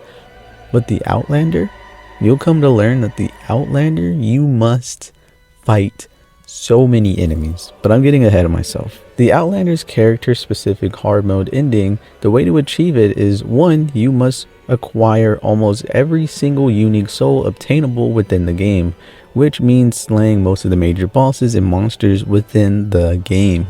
The player also must interact with Lagard's corpse before leaving the dungeons, and after following all of those rules, you'll get the S ending. Like I said, first and foremost, in order to get the S ending, you must kill every monster soul. That's what I said. That also includes the new gods as well. And yes, you have to play on hard mode. That means no saving, no party members, just your skills, and maybe a ghoul and a necromancer skeleton. The best way you get anything done is right off the bat, try to get necromancy and get as good as a weapon as you can find, such as the blue sin, the masamane, the bone shears with eyeglasses, personally my favorite, anything that does damage. Once you do, you'll want to take out the following list of monsters: the Black Witch, the Iron Shakespeare, the Butterfly, the Crow Molar, the Cave Mother, the Salmon Snake, the White Angel, the Old Guardian, and like I said, all of the new gods. Now, it sounds simple enough, right? You fight a bunch of enemies, you get their soul type, but guess what you're not thinking about? In order to get all these soul types, you need to have at least 8 soul stones in order to collect them all. I ran into this problem early on in the game when I was running back every time I would encounter the white angel, I guess I would just have extra soul gems in my inventory, and then I would just grab it, interact with the body, and I'm like, hey, I got a soul, I got the item. That was foreshadowing, because later in the game I didn't realize you actually needed to have a physical soul stone in order to collect certain items. And so with this run, you must interact with their body while also having enough soul gems to really put their souls within them. That means you can't curse most items. That means weapons like the blue sin is probably not the best, because it's going to eat up 4 soul gems. Just me thinking about it has got my palms sweating. Knees weak, arms are heavy. There's vomit on his sweater already. Mom spaghetti, he's nervous, but on the surface he looks calm and ready to drop bombs, but he keeps on forgetting what he wrote down. The whole crowd gets so loud, he's choking now. Everybody's joking now. Snap back to reality. Oh, the ghost gravity. Sorry, I don't know what happened there. Oh my gosh. And to make matters worse, you can't even collect all the enemy soul types by conventional means. It's a lot. Another exception of this is the butterfly, whom the player does not need to kill in order to get the soul. You actually must let it live instead. Not knowing this, you might kill the damn thing and ruin the whole run. It's a lot. But once collecting them all, you may leave the dungeon, and that is finally when you get the S ending for R. You got everything you came for. The captain of the cursed mercenary army was dead. You got the unholy artifact back. You also made sure that the evil that lurked in the darkness was vanquished. You slaughtered every single creature that held true power in the dungeons. However, you know the darkness doesn't end to the dungeons. You've witnessed the same evil in the faraway continent of Vinland, and the same corrupting force lurks in every dark corner of the world. It is restless and relentless. For you to stop it from spreading, you also need to be restless and relentless. From the moment you escaped the dungeons of fear and hunger, you dedicated your life in hunting down that are conceived by darkness. You would hunt down all of the beasts that hid from the eyes of the oblivious Western world. The beasts would come to know your name, the god of ultra-violence. We officially got endings A, B, C, C2, D, and E, and all 4 of the S endings down, edited, and compacted into one video. And can you still believe, even with everything out on the table, we still have so much to go over? Like, it's insane to me. Like, we really went over all of the gods, the new gods, the ascended gods, the characters themselves, the political warfare at play. We went through it all, and yet we still have things to talk about. Little things like, who the hell is Nostradamus, right? We don't know who that is. Who the hell, like, what the hell is the void? What the hell is canon and not canon? Dude, it's so much to talk about, and honestly, I don't think I'll be able to hit every point that I wanted to hit before the end of the video. So I'm probably gonna have to just go through, have a follow-up video to see what exactly it is that I missed, and things that I misunderstood, and things that I can explain better. But as of right now, I kind of wanted to just talk about what is canon and what isn't. Now, in order for me to actually talk about that, we need to talk about Fear and Hunger 2, and how certain things in Fear and Hunger 2 can tell us about Fear and Hunger 1. And so it's kind of like a slippery slope where I don't really want to get into the things that happen in Fear and Hunger 2 because, well, that's spoilers, and if I haven't played it, and I don't want to spoil myself more than I already have. And so I'm going to talk about the bare minimum. That's how I'm going to try to do this. So things that play out in Fear and Hunger 2 obviously can try to paint a little picture of what's canon and what's not canon, because in the original game we have about 9 endings. Am I doing the math right? Because we have 4 S endings, and then we have 5 main endings. So we can take that and figure out what stuck and what didn't. You know, as there's 9 endings in Fear and Hunger, right? And so we have to try to pinpoint what sticks and what didn't. So for example, we know that the god of Fear and Hunger is a thing, and we can see it being a thing in Fear and Hunger 2. I haven't played Fear and Hunger 2, but I hear that obviously she isn't a celebrated god or goddess, but we can see that affects kind of chain reaction things in Fear and Hunger 1 or Fear and Hunger 2. So that makes sense. The god of Fear and Hunger must have become the god of Fear and Hunger in Fear and Hunger 1 because the ending A, right? So we've seen that play out. And then we have ending B where Golgoroth was there, and that probably happened as well because the floating head pedophile sexual assaulter new god fellowship person he actually tried to fight Golgoroth, and the ending B, if you have him on his team, he's gonna get burnt. He's gonna like go flying off somewhere because he challenges the fucking god of destruction and pays dearly for it. So we know that is a thing because he's all scorched and crazy and Fear and Hunger 2. And then we have ending C with the Yellow King. We know for a fact the Yellow King may have or may not have happened. I'll get more into that because we do know that Legarde ascended to some form of godhood. We just don't know what. Ending S. So the endings of the S's, I think they all correlate. I think how I look at this, right, is that ending A is canon, and then all S endings are also canon. And then the endings B, C, D, and E are all endings that kind of happen within endings A, and then all the S endings. We just don't see it, but that is them showing us that it happened.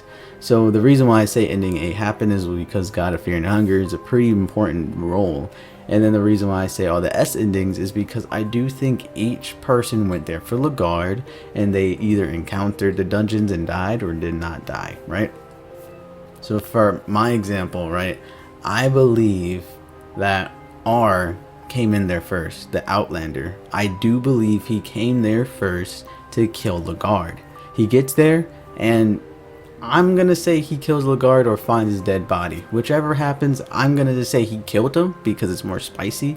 But I think, yeah, the Outlander gets there because he's like, you killed my family, unbelievable.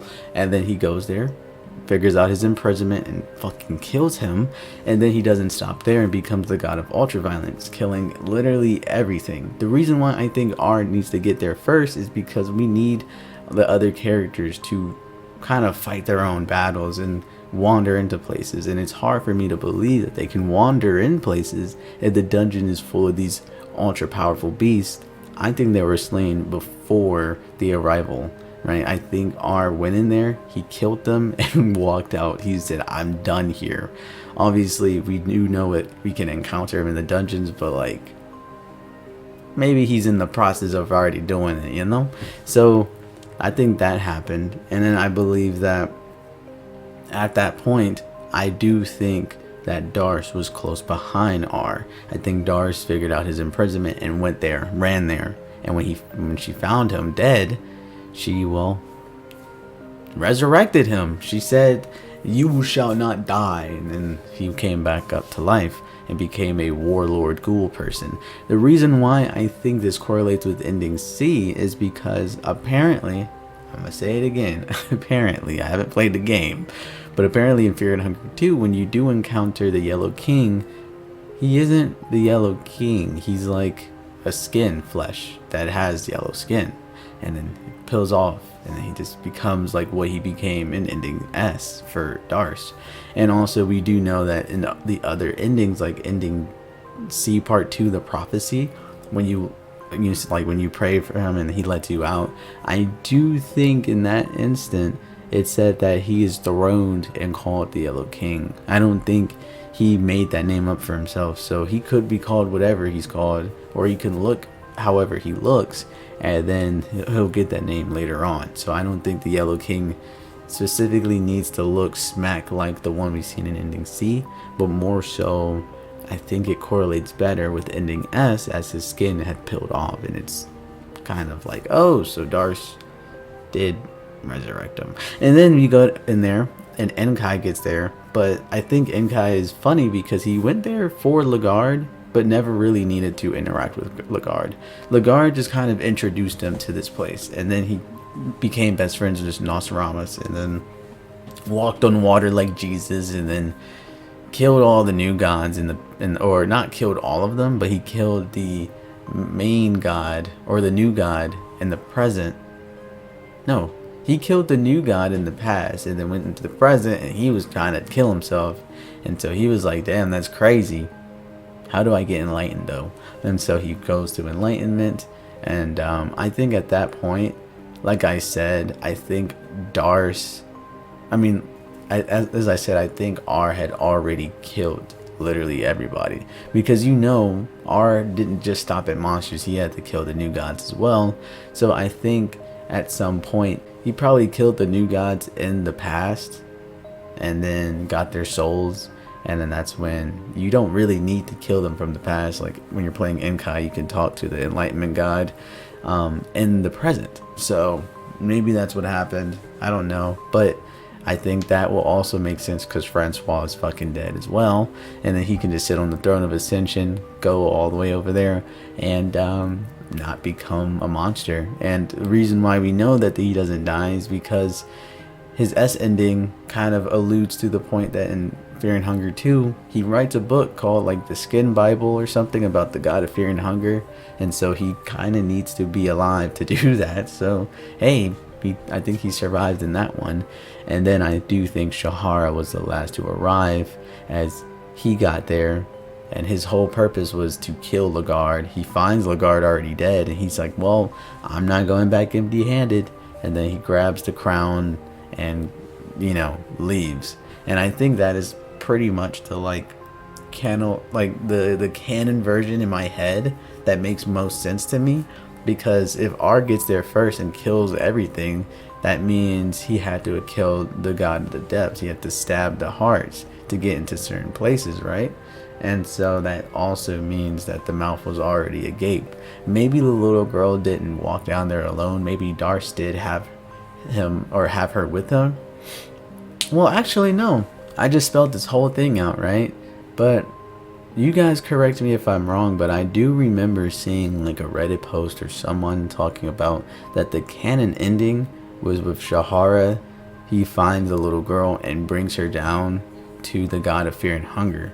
So I don't think he makes it out of there alive. Like, I think Celeste is just left alone, which is really sad when you think about it, because like, damn, he only went there for one thing and he left with nothing. He didn't even come back with his own life. But I don't know how true that is. I just seen people saying like, oh, it sucks that the canon ending, Cahara finds the little girl and brings her to the depths and then dies. And I'm like, oh, damn. Where'd you get that information from? So I guess I'm asking, like, where does that, how can I tell that that was not just bullshittery? Because in my head, I want Cahara to fucking leave and get with Celeste and live in a mansion and not die, personally. But as I said, that's a lot of things. That's the main thing I really wanted to hit, to be honest. Obviously, there's more to talk about, like the void. Let's talk about the void.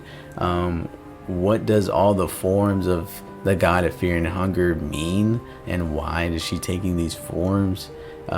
Each enlightened god, what does it mean for us? Like, obviously Darce becomes bald, it was more armor. And then we have like the enlightenment Enki. He has like the little like not Memphis, but like it's a cage thing. Apparently he's religious, gets you closer to the gods. Obviously the god of ultra violence, when you see yourself as R, he's a fucking bear. And then Endless Soul, Cahara just loses his shirt. That's pretty much it. But yeah, that's kind of all I wanted to talk about.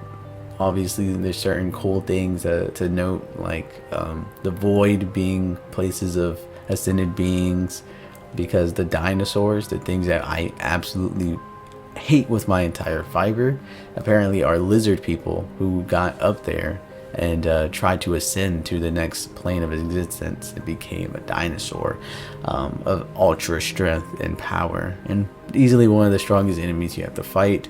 Marriages are really interesting because, like I said, it doesn't have to be consensual, and we only don't just see that with the guard and moonless, but we also see it with like the lizard people and like the guards as well, where they have relations and then they turn into these little morphy things. It's so interesting. Anyway, I think I digress. I think I'm done here. Like I don't know what else to talk about for Fear and Hunger. Obviously, if you guys enjoy this type of content with me, like recording my face and making jokes as I talk about it, then for certain games that work with this type of layout, please tell me and I will do it again. I don't think I'm quite done with Fear and Hunger, I'm not gonna lie, because I haven't done like the hard mode, like the BS-ery bullshit, so I might have a stream on that so you guys can catch that. I'm gonna start getting into different medias. I want to start watching movies and reading books and talking about those, and even going over true dark history. That's what I want. So anyway, thank you guys for watching. If you made it all the way here, you obviously like my content. So let me introduce you to something that you may not be privy to. If you guys enjoy my content, please like and subscribe, and maybe even join the membership. It's like $1 a month or $3 if you're feeling spicy, but with that you can now see the behind the scenes of me editing. You can see some old videos that I made that just never made the cut, and you'll just get a lot more. So if you guys enjoy that, you know, send me $3, do $1 a month, and you'll get to see twice as many videos, because I try to post every Tuesday on the membership and on my public page. So I'll see you guys on the next one. Thank you for watching. This has been Fear and Hunger, and may I never ever have to play it again.